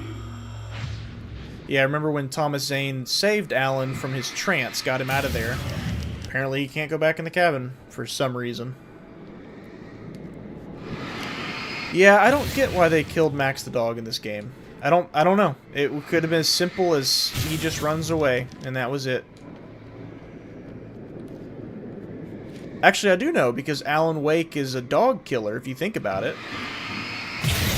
I mean, if he wrote Departure, and the first game is what happened in Departure, then that means he probably wrote for Max to die, right? Okay, that's different. What am I doing? Am I jumping to the... Nope. Shining on this? Okay. Am I jumping on the, Oh, I'm moving. Alright. Sure, why not? I was glad to have Zane working in this place. He needed to rest. Nice. But a part of me wondered if he was even human anymore, after so many years in this place. True. Now, I will say, I am of the belief that Thomas Zane really is in the dark place. Like, Alan didn't make Thomas Zane he didn't put Thomas Zane in the dark place because he read the poems in the cabin when he wrote Departure. I don't think that. I think Thomas Zane was in the dark place before Alan ever rolled up, and he's been there ever since. Now, as to what version of Thomas Zane is real and what is not, that's up for debate, but I do believe Thomas Zane really is here. Down, Wake was lost. He would fall. He couldn't tell which way was up. Stop it. Torn apart by the whirlwind. Stop it. Well, then again, everything, just because it happened in Departure, or just because it happened in the first game, doesn't mean it was necessarily written about by Alan Wake, you know? Like, sure, he wrote Departure, but that doesn't mean he wrote about what every last insect was doing, you know, all throughout Bright Falls. So if someone gets stung by a bee while the effects of Alan's writing are taking place, that doesn't mean that he wrote for them to be stung by the bee, you know? So that could be the case with Max. He may not have written about Max at all. Or Max's death, because we know he wrote about him. This height, the water would be like hitting concrete. Well, let's not hit the water then. You can't want me dead this fast. The Max Crusades continue. They do. It would throw him off. Yeah, but on the chance that Alan did write Max's death, we're headed to the cabin right now to give him a piece of our mind. Bridge? Sure, let's jump. Dude, this game's jumping is way too wonky to be doing a bunch of platforming.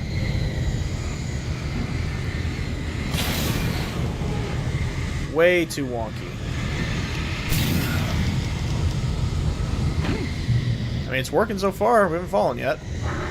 Yeah. I turned and looked at chat. I only saw him out of the corner of my eye. I'm gonna fall.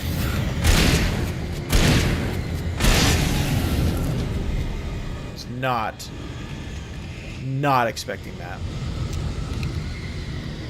I read the book Alan wrote called Errand Boy. Was it about Jesse Faden? It was made of darkness. He'd seen what it could do. It swept everything away. He's just making it worse. To make my way through the swirling madness. It reminded me of the dark presence. Just another memory, but it could still kill me. Yeah, because remember, folks, we're not facing off against the dark presence right now. The dark I said it, and I said it too soon. Oh, we're up. Go, go, go. Haha. The dark presence has been subdued by Alan because he used the clicker at the end. Everything we're facing right now is all creations within the dark place from Alan's mind. The dark presence doesn't control the dark place, it just dwells in it. So we're not fighting like the Taken that we're seeing. They're not real Taken. If the dark presence were able to control what happens in the dark place, it would have written itself out a long time ago. You know, that's why it needed artists to write for it. It can't just come up with that crap on its own. That's why it needed Thomas Zane. That's why it needed the Anderson brothers. And then Alan Wake. Oh, come on. Come on. Drop a barrel in my face.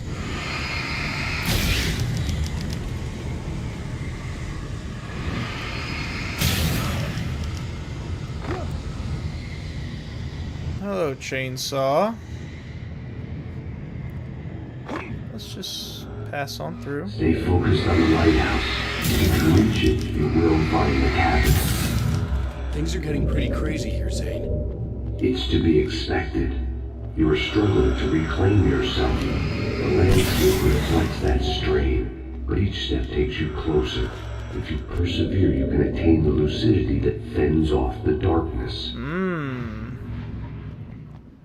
So he's saying if you can keep going and find yourself, you can attain the lucidity, meaning he can keep his sanity. What I was facing, the environment became even wilder and stranger. Like it was no longer even bothering to pretend that things were normal. True. Yeah, because remember, if you lose your sanity in here, you're done. I mean, there's no coming back from that. So if he can retain his sanity, stay clear-headed, that's the only way that Alan will even have a chance of getting out of here. Roll. What is roll? Help. Oh. Oh my god. Yeah, I'll take that. I don't like it hitting me, but I'll take it. So Alan stays sane. It keeps the dark place from consuming him. And then he can keep looking for a way out. And I'm guessing that's what Thomas Zane did at some point. Right? I mean, I would hope. Oh, there's another roll? I missed it. I might be too late. Oh, there we go. Got a couple of them.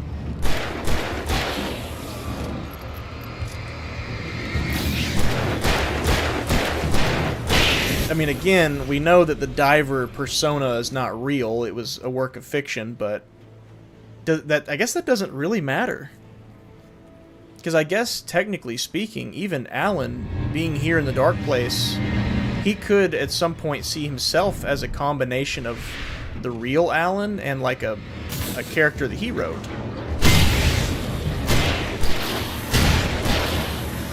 As long as he's still capable of saying what he wants to say and doing what he wants to do, then I guess it doesn't really matter. Because if all of this that we're seeing is figments of Alan's memories and imagination, then it stands to reason that Thomas Zane, while really here, is only being made to look like a diver because that's how Alan sees him based on the picture he saw in the cabin and the poems that he found and stuff. Not because that's what Thomas Zane actually was.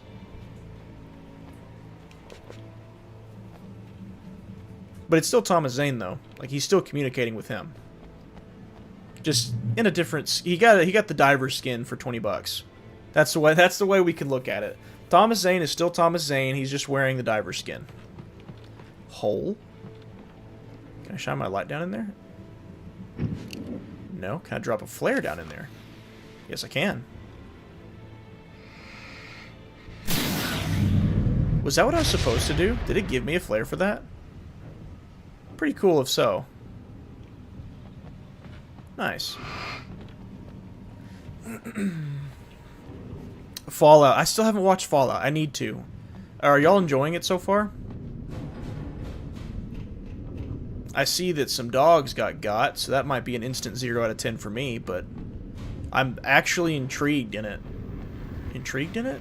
Intrigued by it. I don't know. It looks interesting. I don't even love Fallout all that much. I like Fallout, but the show looks interesting enough.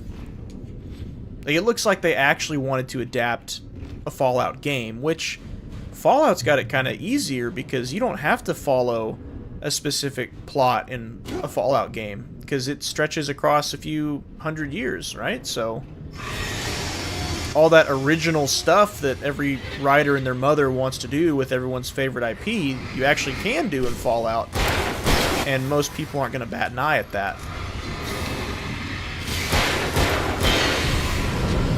Which I don't know if any of you watch 30 and Still Gaming's channel, but he streamed Helldivers a few nights ago, and I was playing with him on his stream.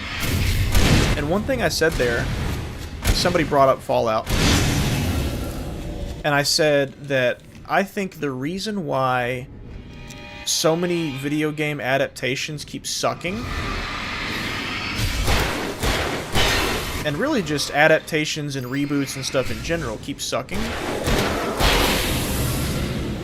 is because of the arrogance and ego of so many of these writers and producers and whoever's making it. And they think that they can write a good story and everyone will love their story. They just need a popular franchise to get people to watch the first episode. So, you know, I'm going to make my own sci-fi show, and I'm going to get it under the Halo franchise. So all the Halo fans will come watch the first episode. It's like a springboard more than anything. It's a springboard to getting people to watch what I make. And then after they watch that first episode, they're going to love my story so much. Run through a maze, hopelessly sprinting in the wheel, never getting anywhere. His life in miniature. It was useless. The people are going to love my story so much after watching the first episode, they're going to keep watching it. It's just that Halo name that'll get them there in the first place. Now what? And that's why they keep sucking. That's why Halo is terrible. Last of Us is an exception because they just followed the source material, and lo and behold, people love it. It's crazy, right? I'm on a giant wheel? I am on a giant wheel. I don't like it. There's so many franchises you could say the same thing about. Like, all they did was use the IP as a springboard for their own ideas. And their ideas suck. And people go into it with the expectation that it's going to follow the franchise, the source material, but then it doesn't. And then at that point, it doesn't really matter how good your ideas are. It doesn't... Oh, it's making a keyboard or a typewriter sound when I jump on each one. That's cool. That's a cool detail. It doesn't matter how bad or good your ideas are. It's going to be considered bad because it's not the source material. Wait, is that not where I just came from? Can't go this way. That's water. Whoa! That scared me a little bit. Oh, it does want me to jump. So this is like where... Reach the lighthouse. Alright, we're jumping.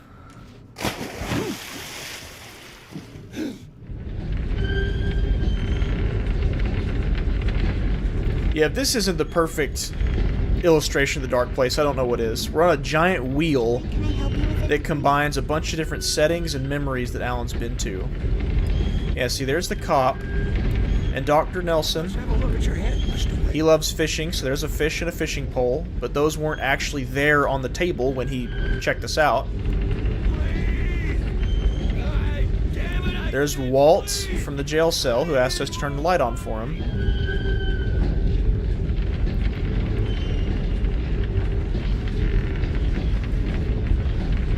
I gotta wait for these to lean, I bet. Rich is leaving. Oh, there's Brett. What's up, Brett? He said bye, Pickle. Oh, Pickle left. Okay, okay.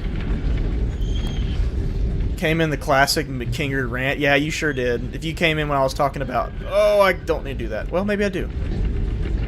And we're in. Right? Where'd I come from? I came from that way. Dude, this is so jacked. Let's jump down there. Jump down here and not die. How about that? Go down here? No? I mean... I'm so lost. Where do I go?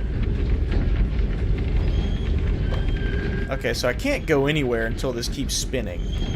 And once it's done spinning, there's a door I can go in. Okay. Is that not where I just came from, though?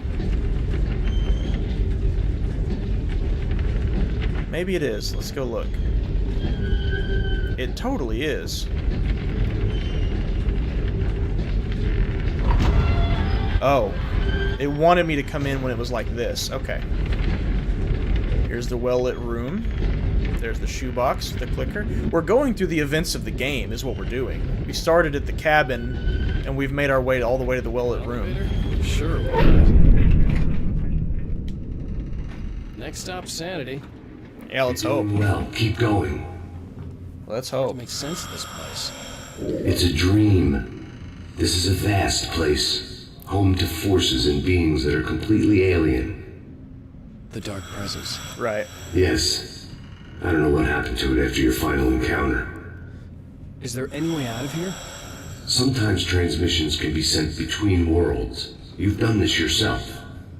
But to actually leave the Dark Place, I haven't found a way. When did Alan do that? He said you've done this yourself. When did Alan do that? When would he have left a transmission? Stucky's gas station. Not or something sent I a transmission want to see. from Obviously, the Dark I Place? wasn't the one in the driver's seat.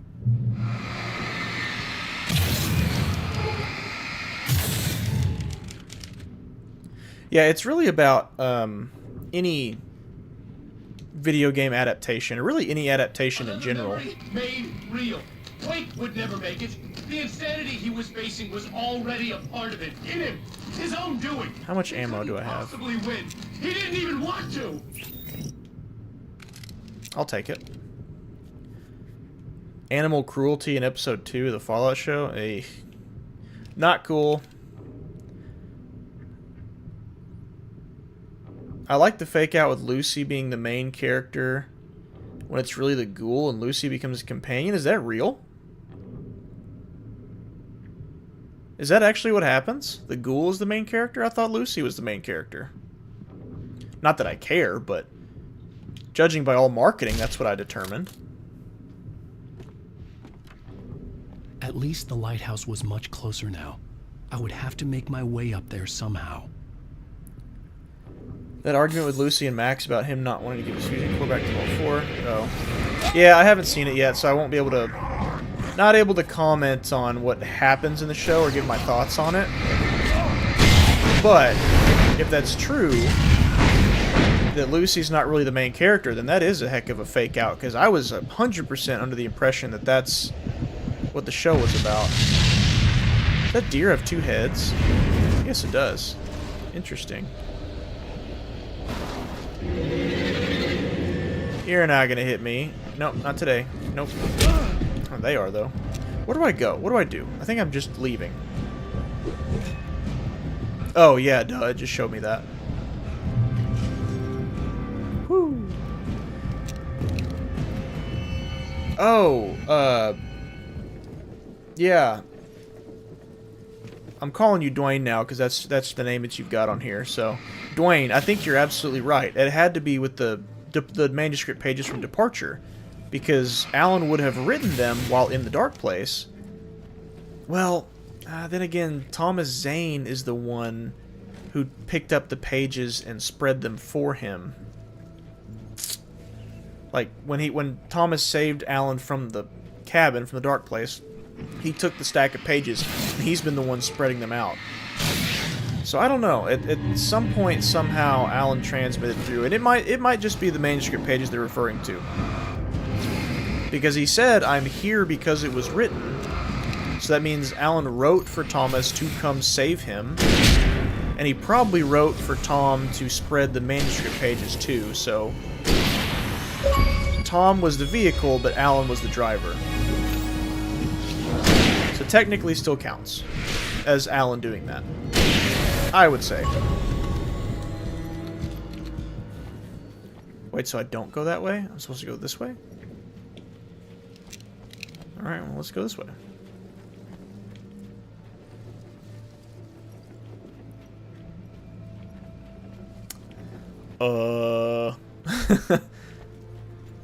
Here we go. Nope, the power's off. There was no power to the log left. Oh, that's gonna be what that way is for. Turn on power. Yep, sure is. Sure is. Gizmo, you quit. You're sweet, but quit. I'll take our wires and our generator.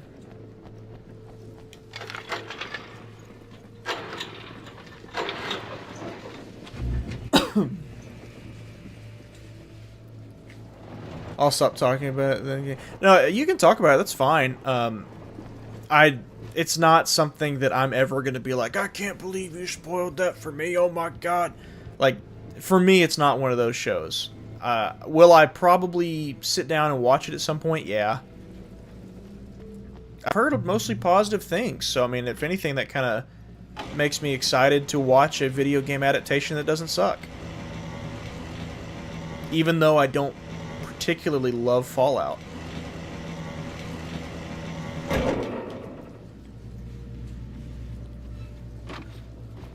I like the Fallout show even though they fiddled with the lore a bit. I did see that. I saw something that was like the last 2 episodes maybe might have contradicted some Fallout lore.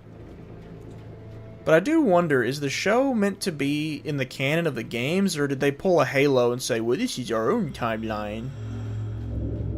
The part of you that is in control is in the cabin, dreaming and insane. Yes. I don't think I like that. Neither do I. You represent the part of Alan Wake that is capable of rational thought and planning, which is why I'm talking to you. If that part can regain control... First of all, let's appreciate the detail. He's speaking through the headlights of the car. That's very cool. And you have a chance of making it, but a part of you wants to give in. There's comfort in the oblivion of dreams. You represent the part that isn't ready to quit and die. Wait, are you telling me I'm not real? You're as real as anything else in this place. Ah, so he's not. So there are two of me? Yes. And the one you called Mr. Scratch, he's me as well? No. Zane, are you playing some kind of game with me? I am not the author of your story. How can you say that when you wrote that page about me and the clicker? It wasn't one of my pages. You directed me to it. You had Weaver guard it. Yes, she was needed. And you needed the clicker. But I am not. What? I don't understand. Alan, you should keep going. Zane? Zane! Come on! Well, that cleared things up. Yeah, good stuff there. So we just got confirmation that there's two of Alan, which is kind of what we already implied, or we already insinuated, right? Like, we know that Alan's in the cabin writing and crazy and coming up with all this silly willy stuff. And Alan that we're playing as is an embodiment of what the Alan in the cabin's writing, just like everything else. So don't let it confuse you. It's like Alan is the real Alan's in the cabin. He's writing all this. This Alan is the protagonist that Alan has written. So we're not playing as the, like, in the physical body of Alan right now. Instead, we're kind of like the part of Alan that represents, like Tom said, rational thought.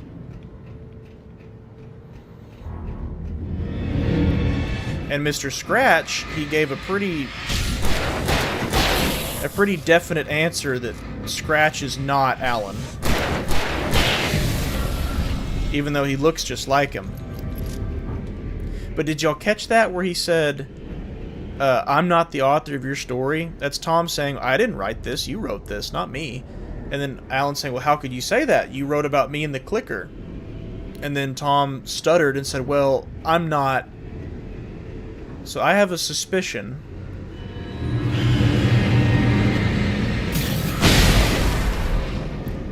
we have knowledge, you and I have knowledge that people playing this game in 2010 did not. That moment may not have meant a lot back then, but now I think what that's implying is that the Tom we're talking to is still, at least that part of Tom that we're talking to is still the version that Alan wrote of Tom the, or I'm sorry, that Tom, the real Thomas Zane came up with, Tom the Diver. I think that was him trying to say, like, I'm not the Tom that created anything. I'm the Tom that's a creation. But he wasn't going to say that yet because that hasn't been revealed. It won't be until Control. That's why the Thomas Zane we're speaking to has not been super helpful, because he's a creation, not a creator. Alan Wake is a creator. We're playing as creation Alan Wake right now, trying to get back to creator Alan Wake. Crumble. What does that do? Ah! Literally crumbles it. Alright, cool. Whoa, hey, yo. Here, have a crumble. You want to crumble too? Have a boom. Uh-oh. Reload, reload, reload, reload. Very nice. Is everyone following with me on that? Oh, come on.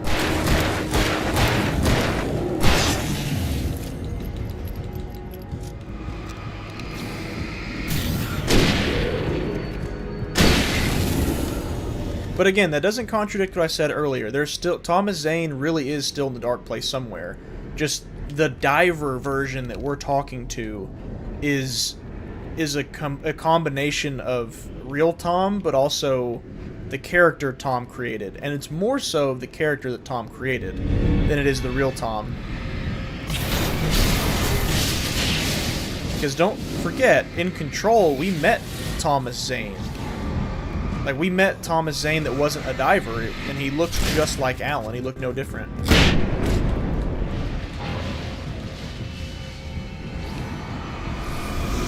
And that still hasn't been explained. I have my theories on that, but again, it'll have to wait till Alan Wake 2. We know why Tom doesn't look like a diver, because the diver is fiction written by Tom, but why does he look just like Alan? We'll get into that later.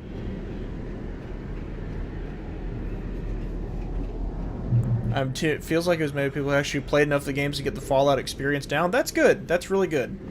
Like I said, I'm not a huge Fallout fan, but I'm happy for Fallout fans to get something like that. Just like The Last of Us. I think, maybe it's a hot take, I think The Last of Us is a little overrated. Although I enjoyed it, and I really liked the story, one of the better stories I've played in a game. I think the game itself was a little overrated for its time. Doing that. But I'm happy for the fans who got a show that follows it pretty well. You were in my dream. Yes. I taught you. You fixed the foolish mistake I made with Barbara. So he really wasn't Alan's dream somehow. Oh, remember he mentioned you can transmit outside of the dark place. That must have been what he did. And he did that by speaking to Alan in a dream. So yeah, okay, so that answers the question earlier. Remember somebody asked maybe it was a plot hole? Or something like that? Well, they just mentioned it again. Like, no, I spoke to you in your dream. Back at the very beginning of the game. And that was Tom the Diver reaching out from the dark place. Now, in my opinion, I think the real Thomas Zane was just using Tom the Diver to communicate on his behalf, but that's neither here nor there.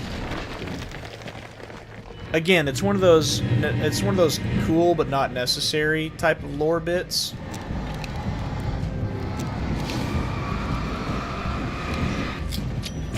Oh no, don't knock me off. There we go. There we go.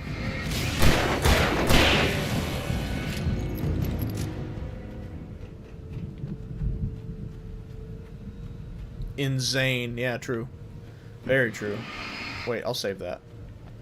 Or do I need to do that? No, I don't. Well, I mean, I'll do it. What does Flash do? Oh, am I supposed to hit all these? Oh, God. Not the bird boys. Go away.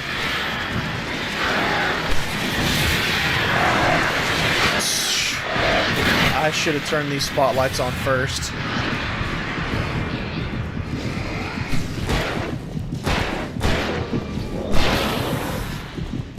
Oh, they all fall off?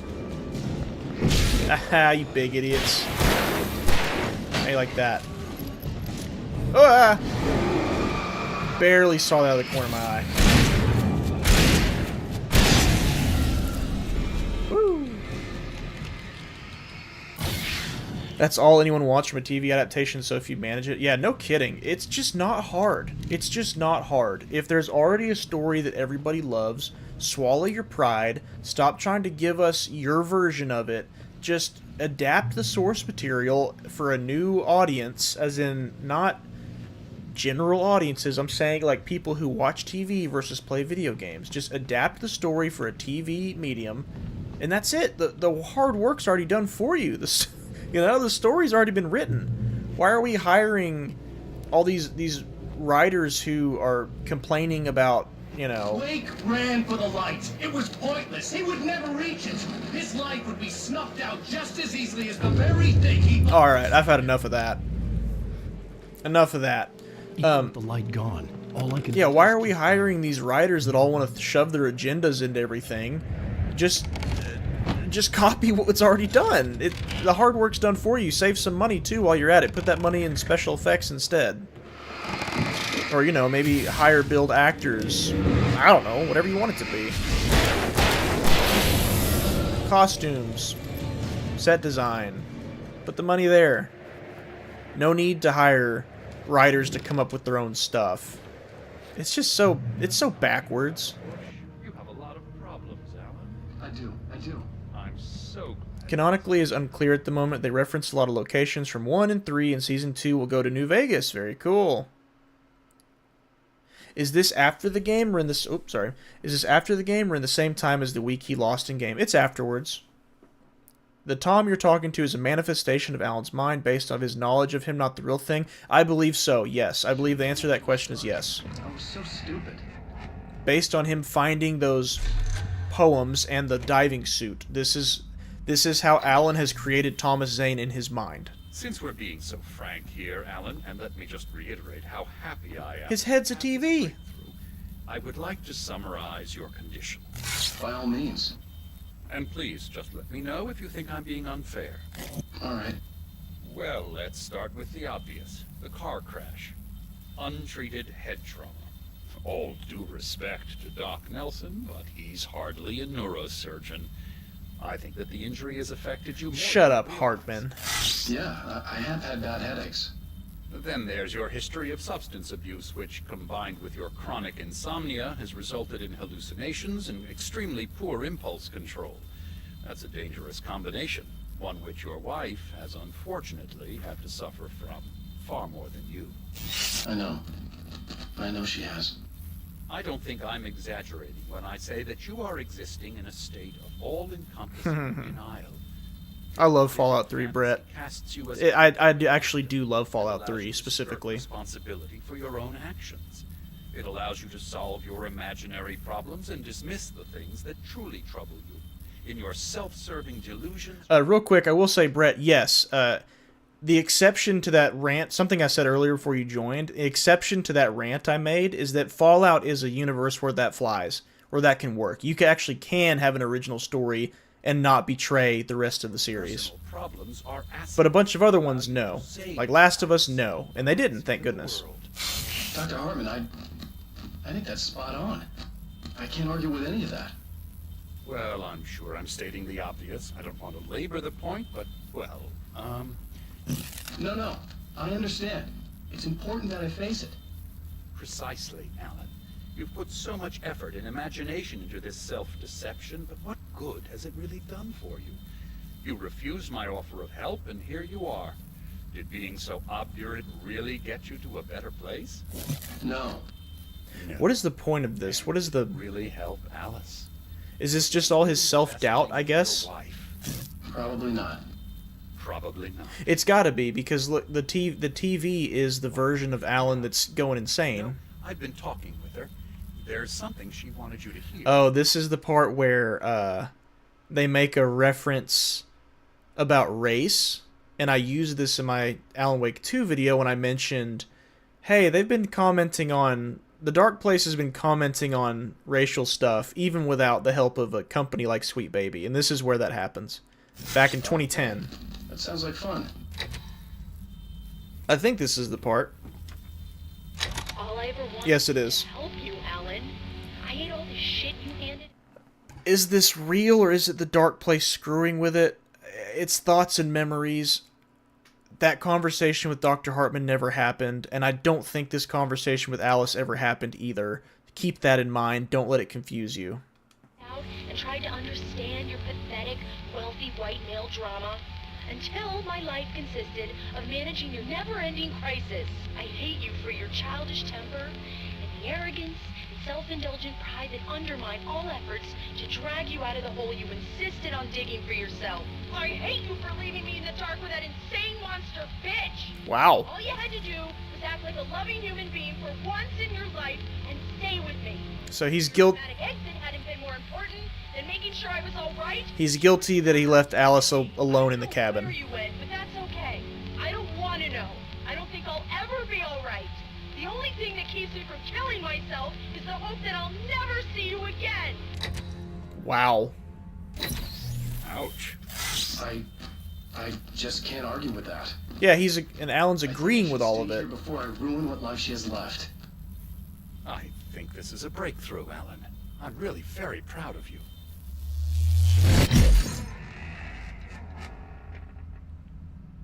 If that's not a character study, I don't know what is. Oh, that just clicked for me. That actually matters a lot in Alan Wake 2. I'd saved her. I'd succeeded in that, and that was all that mattered. Okay. That'll come back in Alan Wake 2. Very cool. Yeah, Alan's got quite the darkness going on. heard in there wasn't the truth. As far as like Just another self-doubt and toxic anger and all that mirage. stuff. It cut deep, but that made me all the more determined to force myself to snap out of it. I didn't want to be that guy anymore. I had to make myself see the light. Thank you, Brett. Very cool, Brett.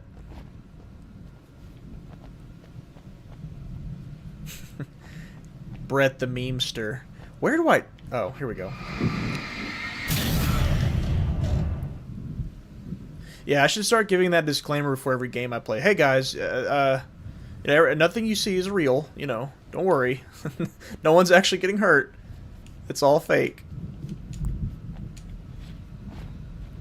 Well, maybe I actually should, considering YouTube's... wow, all that just fell off the side. What was the...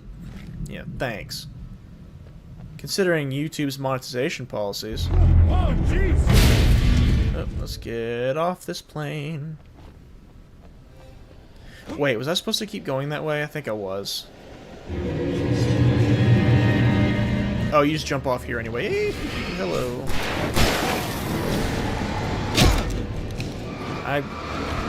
Yeah, the DLC is not very interested in giving you flares like the base game is.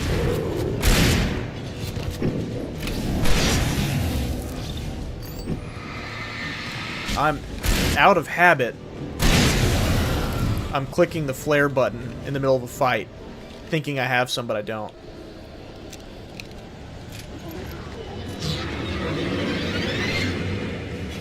Yeah, right. 6 minutes of trigger warning. Exactly.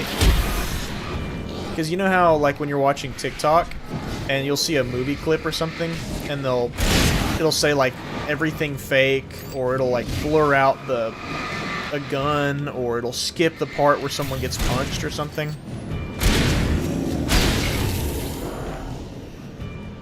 You know, maybe that's just an extreme... That's the line in the sand that will actually save TikTok from things like AI. Because, like, YouTube, if they had a policy that was like, well, as long as it's fake, you can show it. I mean, maybe, you know, maybe AI just gets more and more heinous and more realistic looking. And because their policy says as long as it's fake, you can show it, then they have to keep it on. People will dispute it. But it's like, no, if we just won't show anything like that, regardless of whether it's fake or not, then that's, I guess that's how they get around AI, you know, forcing them to... Or sorry, that's how they get around AI showing things like violence or sexual content, stuff like that. Even though it's AI generated, by TikTok's guideline, it doesn't matter. It's just, you can't show it at all. By YouTube's, it might matter. Well done. You have come far, but there's still a little further to go. You must take full control of your own mind. Reject all of the fantasies you have constructed. That's what I've been trying to do this whole time, brother. Well, I think I can do that. I'm ready. A lot of the stuff I've seen here is personal and ugly as hell. I'll admit it hurts, but it's not fooling me. I know it's fake. Yeah, see, it's fake, Brett. You are aware.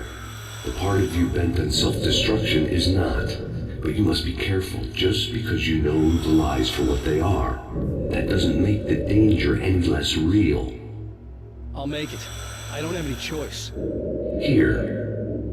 I cannot come any further, but this will help you on your way. Thanks, I guess. Yeah, I don't know what... I always thought that when you mark something as children's content, it would restrict it. Hey, let me tell you something, Alan. I know how your mind works. You screw up, then you start analyzing it, and before you know it, you start writing all these horror stories in your head. Don't you? Come on, I don't do that. Yes, you do. I know how it goes. You're a complete failure. I hate you and I'll never forgive Wow. you for whatever it was that you did. Am I wrong? Oh, man. See? I know you. But Alan, it's all in your head. It is. Okay. I love you. And I'm not going to... Okay, so it is a memory. I thought it was a memory getting distorted. I was like, dang, that hurts. It's one thing to hear her screaming and be like, oh, okay, that's fake. But it's another to hear the loving music and, you know, and then she starts saying stuff like that.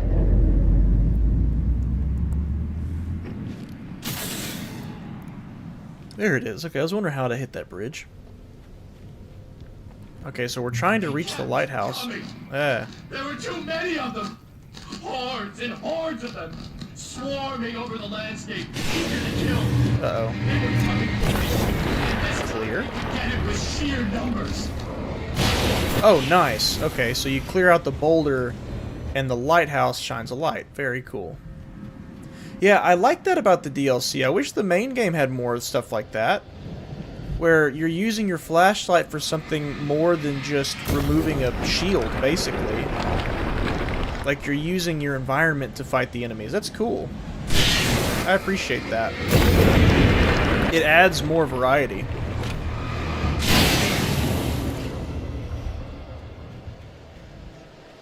But content for children shouldn't be advertising friendly because kids don't buy things adults do. I agree with that 100%. There shouldn't be advertisements on kids stuff. And that's been a debate that's been going on for decades.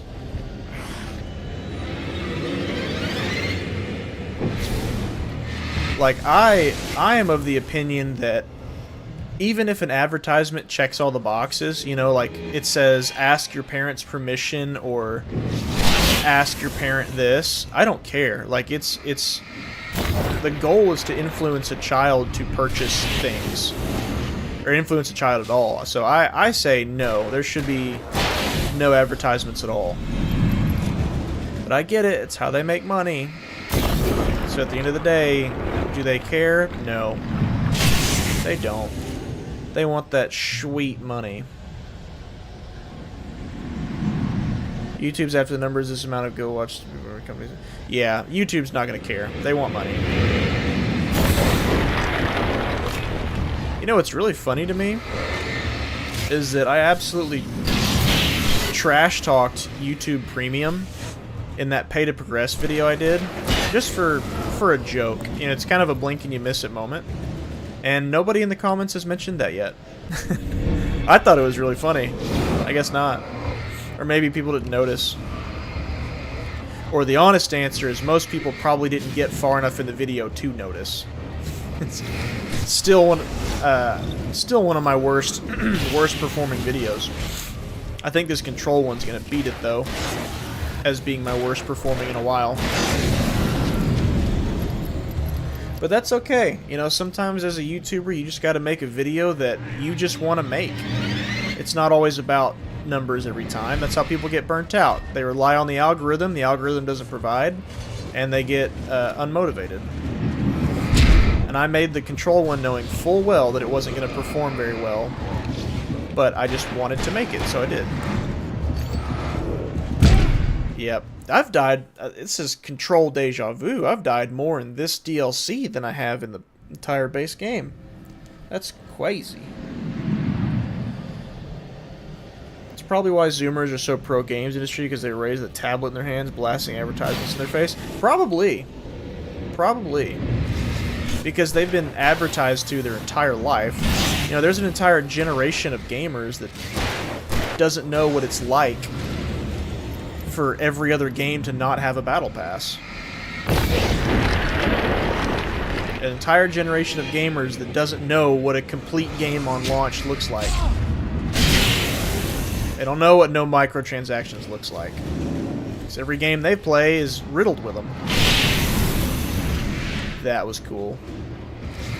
Okay, so I need to stop just running, and I need to let the spotlight do its work. That's how we get through this.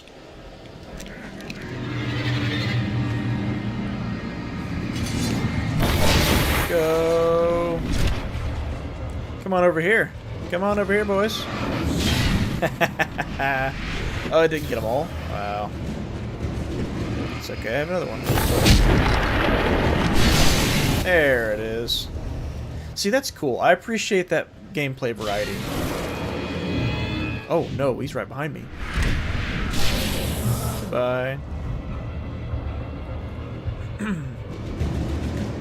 The Control video will get more views and people search for newer Control videos when the sequel gets some hype. Yeah, hopefully, maybe. Honestly, what'll probably happen is when Control 2 gets announced, you're going to see a bunch of people make Control videos then on already well-established channels, and those brand new videos will drown out mine. And And I say that not as like, oh, poor me, but more so just looking at it as objectively as I can. If you're on YouTube and you're scrolling and you see two videos that look similar, like as far as the topic you're looking for, which one are you most likely to click on? Most people would click on the one that shows a higher view count in a shorter amount of time and a higher subscriber count. So if somebody posts a video who's already got, say, 300,000 subscribers, and so their video even just gets like 30,000 views or 40,000 views, if someone sees that, they see, oh, 40,000 views from a 300,000 subscribers channel, versus this one only has 2,000 views and it was posted 2 years ago, so it must not be very good. So could I have held off on doing the control video until later? Yeah, I could have. YouTube's all about timing. As much as I hate it, I wish YouTube was more about quality of content than it is about timing and metrics, but it's not. And that's not to say that my content's the latest and greatest. I know that. I'm just saying, if somebody makes a good video about, I don't know, Halo 4, it shouldn't just be popular when Halo 4 is popular on a Google metric, you know? Like, it should be popular because the video is good and people like it. The lighthouse. But that's not how YouTube works. I was relieved to have made it here, but I wasn't sure what was going on. Oh, is this the end? I don't know if this is the end. It would make sense, as George Lucas would say, it's like poetry. It rhymes. This was what we did in the prologue. Get to a lighthouse. Here we are again. YouTube Premium is auto blanking when I see it. Ignore it. Scam. Yeah. It's YouTube Premium is the definition of create the problem, sell the solution. If he couldn't follow, but from now on, I was on my own. Still, he had gotten me this far. I would never have made it by myself. This thing was going to end. It wouldn't be long now. It's like poetry. It rhymes. Pong. Yeah, I mean, there's another example. 2 sticks in a square ball. Yep, that's Pong for you. Was born the same year PlayStation 1 came out. PlayStation 1 was the first console I ever owned. Not the first I ever played, but the first I ever owned. Return?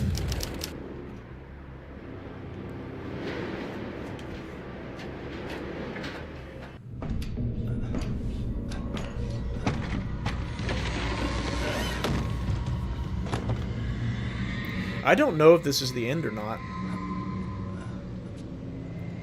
And that's not the stream making the cutscene kind of fidgety. That seems to be just the way it looks.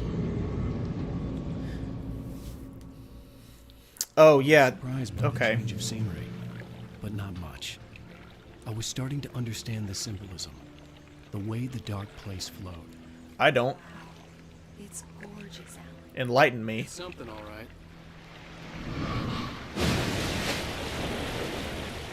I don't know about the symbolism, but I do know that we need to get in that cabin, because that's where real Alan is. The one that's writhing on the floor like Helen Keller, screaming and making everything terrible.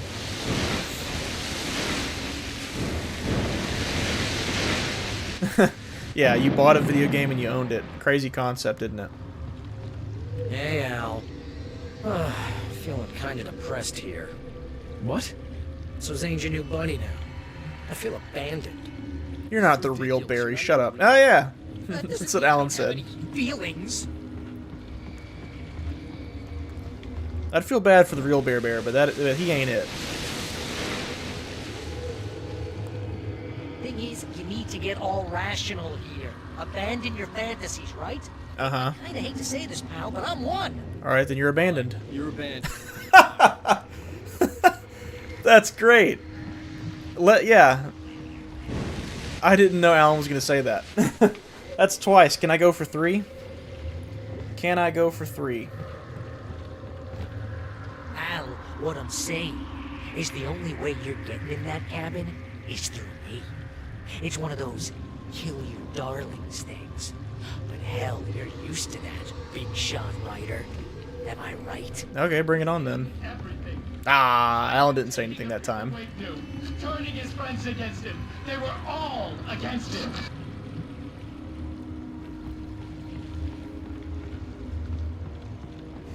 What does it say about you?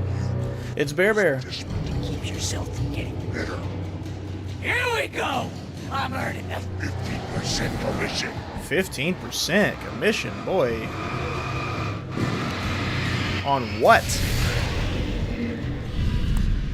On Alan's books? That you first make yourself an imaginary friend, and then you can't even get along with that guy. People skills, Al. You're a master.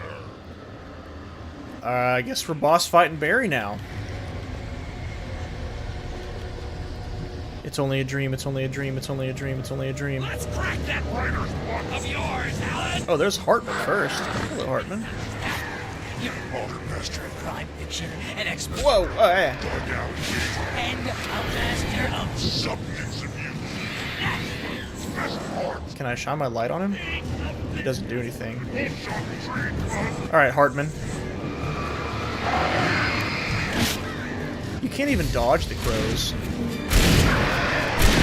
You have to turn and shine a light at them.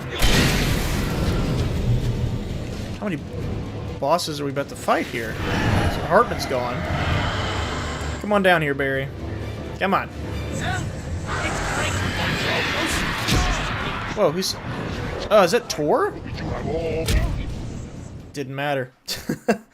I think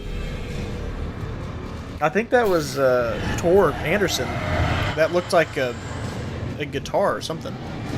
Oh, it's both of them. They both have guitars. The Anderson brothers. All right. Impulse control. Barry is just talking that mad trash. Go away. I am about to lose my mind. Gangsters and assholes and lords. Not a gangster. They're so fast, dude. This type of enemy in this game is awful. Just move, move, move, run, run, run. Is your wife trying to help you with your ego? Couldn't take it. Barry. Killed a dozen times over. BFF, Al. Barry, why don't you settle down?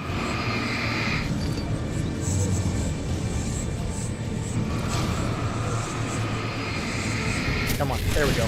There we go. There we go. Sorry, Odin. For your own good. Tor, you're next. Where you at, brother?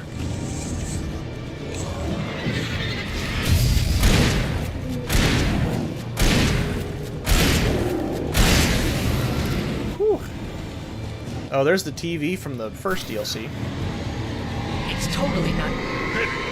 Oh, it's Barry's turn. Okay. Hang up. He's not stopping. He doesn't stop with a flashlight. Nope, he sure doesn't. He doesn't care.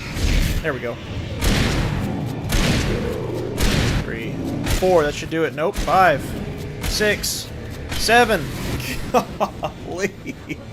Really running low on patience here. We're not done. Well, it's giving me infinite ammo, so that's not a good sign. Oh, now it's gold. Now he's gold boosted. Boost your gold, huh? It's okay, so now I have to boost him, and he's not slowing down with light. So that was seven shotgun shots on him. And every other boss took 4. And that was just first stage, I guess? How many phases does he have? 3, 4, 5, 6. Is that it? Nope. Well, ditto. How many times do I have to fight you?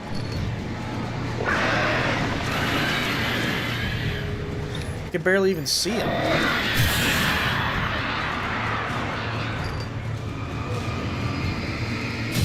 There we go. Is this it? Is this the end?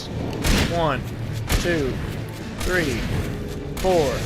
Only 4. Okay. Whew.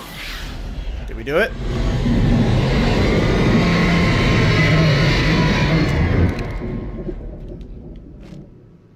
Enter the cabin. Oh, for the first time in both these DLCs, it's just quiet. Yeah, it's just quiet. Nothing happening, no dialogue. Whew.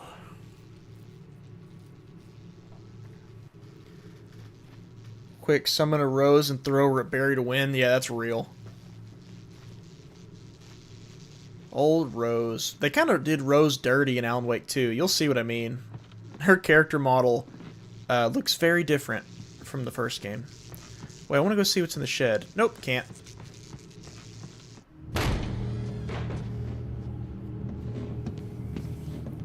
Is this the end? That felt like a final boss. And this has been our mission this whole time, is to find real Alan, and I think that's what we're about to do. Where am I? I can't find my way. Wake him up. Why is this happening to me? I can't find my way. It's too dark. Why is this happening to me?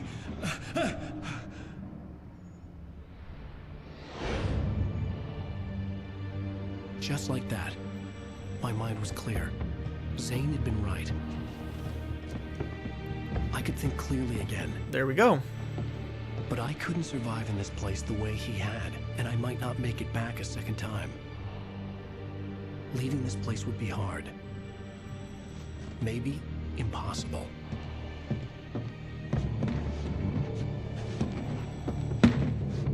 It wouldn't take much for my thoughts to stray again. It was too easy to get lost in the dark place.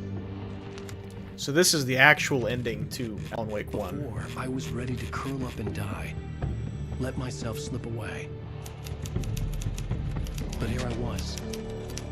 The yet unwritten future waiting to unfold before me. A sequel to Departure. My name is Alan Wake, and I'm a writer. And I'm a writer. Return. Yep. Departure, return. Everybody get it? Get it?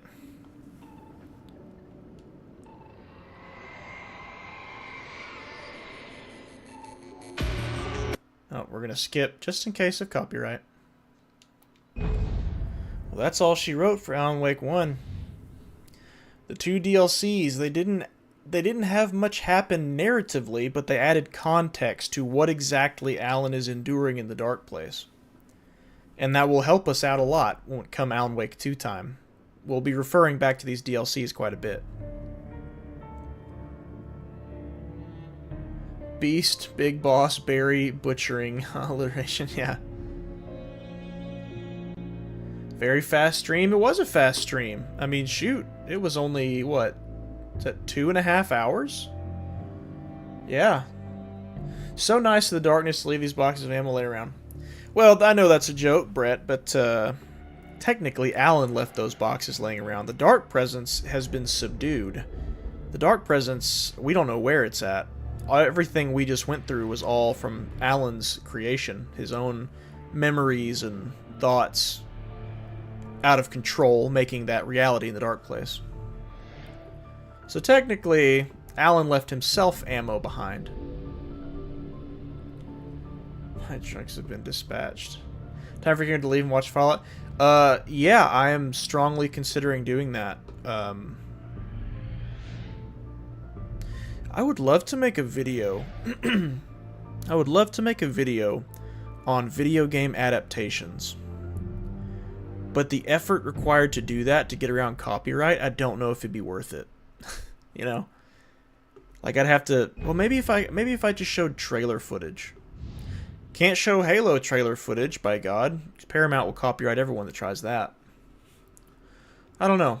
I gotta take it one thing at a time. I'm kind of trying to evaluate the direction of the main channel and stuff. This channel is doing its thing. You know, we're just here. We're hanging.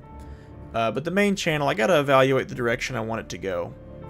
Because I want it to grow, but it seems like the only growth it really ever experiences is when I'm speaking negatively about the gaming industry as a whole, with the exception being whenever I made a video about Helldivers. But even that video was more so framed around why Halo sucks and Helldivers is great.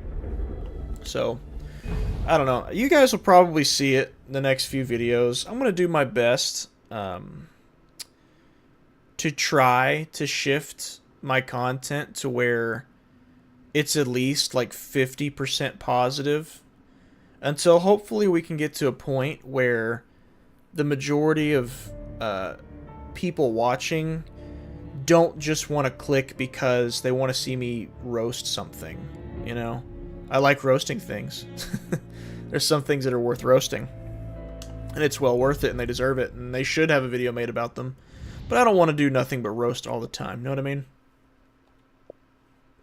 So, I bring that up because part of that could be, you know, maybe I make a video on video game adaptations and what they do well, and Fallout could be an example that I use. Can't wait to play these DLCs myself. Definitely wet my whistle for Alan Wake again. Well, that's good. Glad it did. King rants about the games industry ASMR. Any plans for your next game to stream? Oh, I think you already know what it is. I think you already know. Here, I'll give you a hint. I'll give you a quick hint. Look at the background of my Xbox. There you go. There you go. It's actually, you know, I was thinking pretty heavily about becoming a Diablo 4 streamer. I have this game on my Xbox for free, and I still just don't care. Same goes for Valhalla, Assassin's Creed. Man. Yeah. Imagine, yeah, dude, I don't get it. Such a big fan base for Diablo, and I can't wrap my head around it. You like what you like, you know. I'm not here to hate on people's favorite games. I'm here to hate on trends, bad trends that happen in people's favorite games, but I'm not here to hate on people's favorite games. Teasers. Yeah. Well. A mutt gambler. Yeah, right. I've downloaded Diablo 3 times and once on Steam Deck. I just can't push myself to play it after the beta. Same. I tried it in the beta, and I didn't hate it, but I also picked up very quickly, like, oh, this is...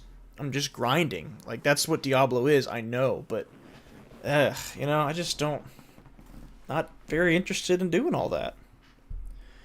Dude, I did play some more Dragon's Dogma 2 after that last stream, and I'll tell you,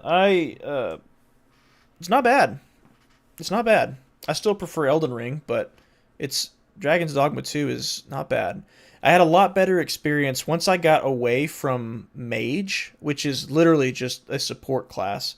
I made my pawn a mage instead, and I made me sorcerer, and then I went to whatever one of the other classes was. I don't remember. And it was way more fun that way. But sitting back just spamming the mage spells was awful. It was not even remotely fun. Diablo 2 is still good, I agree.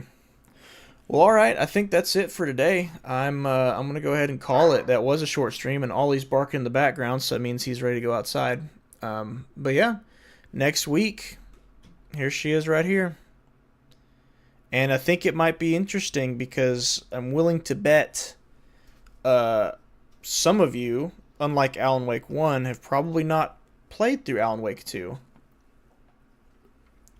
Or, if you're like most people, a lot of it probably goes right over your head. And it went over my head, too. It took me playing it twice, reading some message boards, and replaying Alan Wake 1 to finally, and Control, to finally grasp some stuff in Alan Wake 2. So, and then after Alan Wake 2, I don't know. I think we'll switch gears a bit after Alan Wake 2. We'll shift to maybe something less serious. Or maybe that's what the Saturday streams will stay for, is the serious stuff, and then the random chilling and chatting bullcrap streams can be the more playful stuff. I don't know. We'll see. But I do like having this overarching kind of storyline that we're following while sprinkling in just a random stream here and there. Grim Dawn, I'll check it out. See you, Dwayne. Rocket League, yeah, right. Hey, I didn't used to be that bad at Rocket League. I was not bad. Alright, I'm going to go ahead and roll. Thanks for tuning in, y'all. And I will catch y'all next Saturday when we start Alan Wake 2. Peace.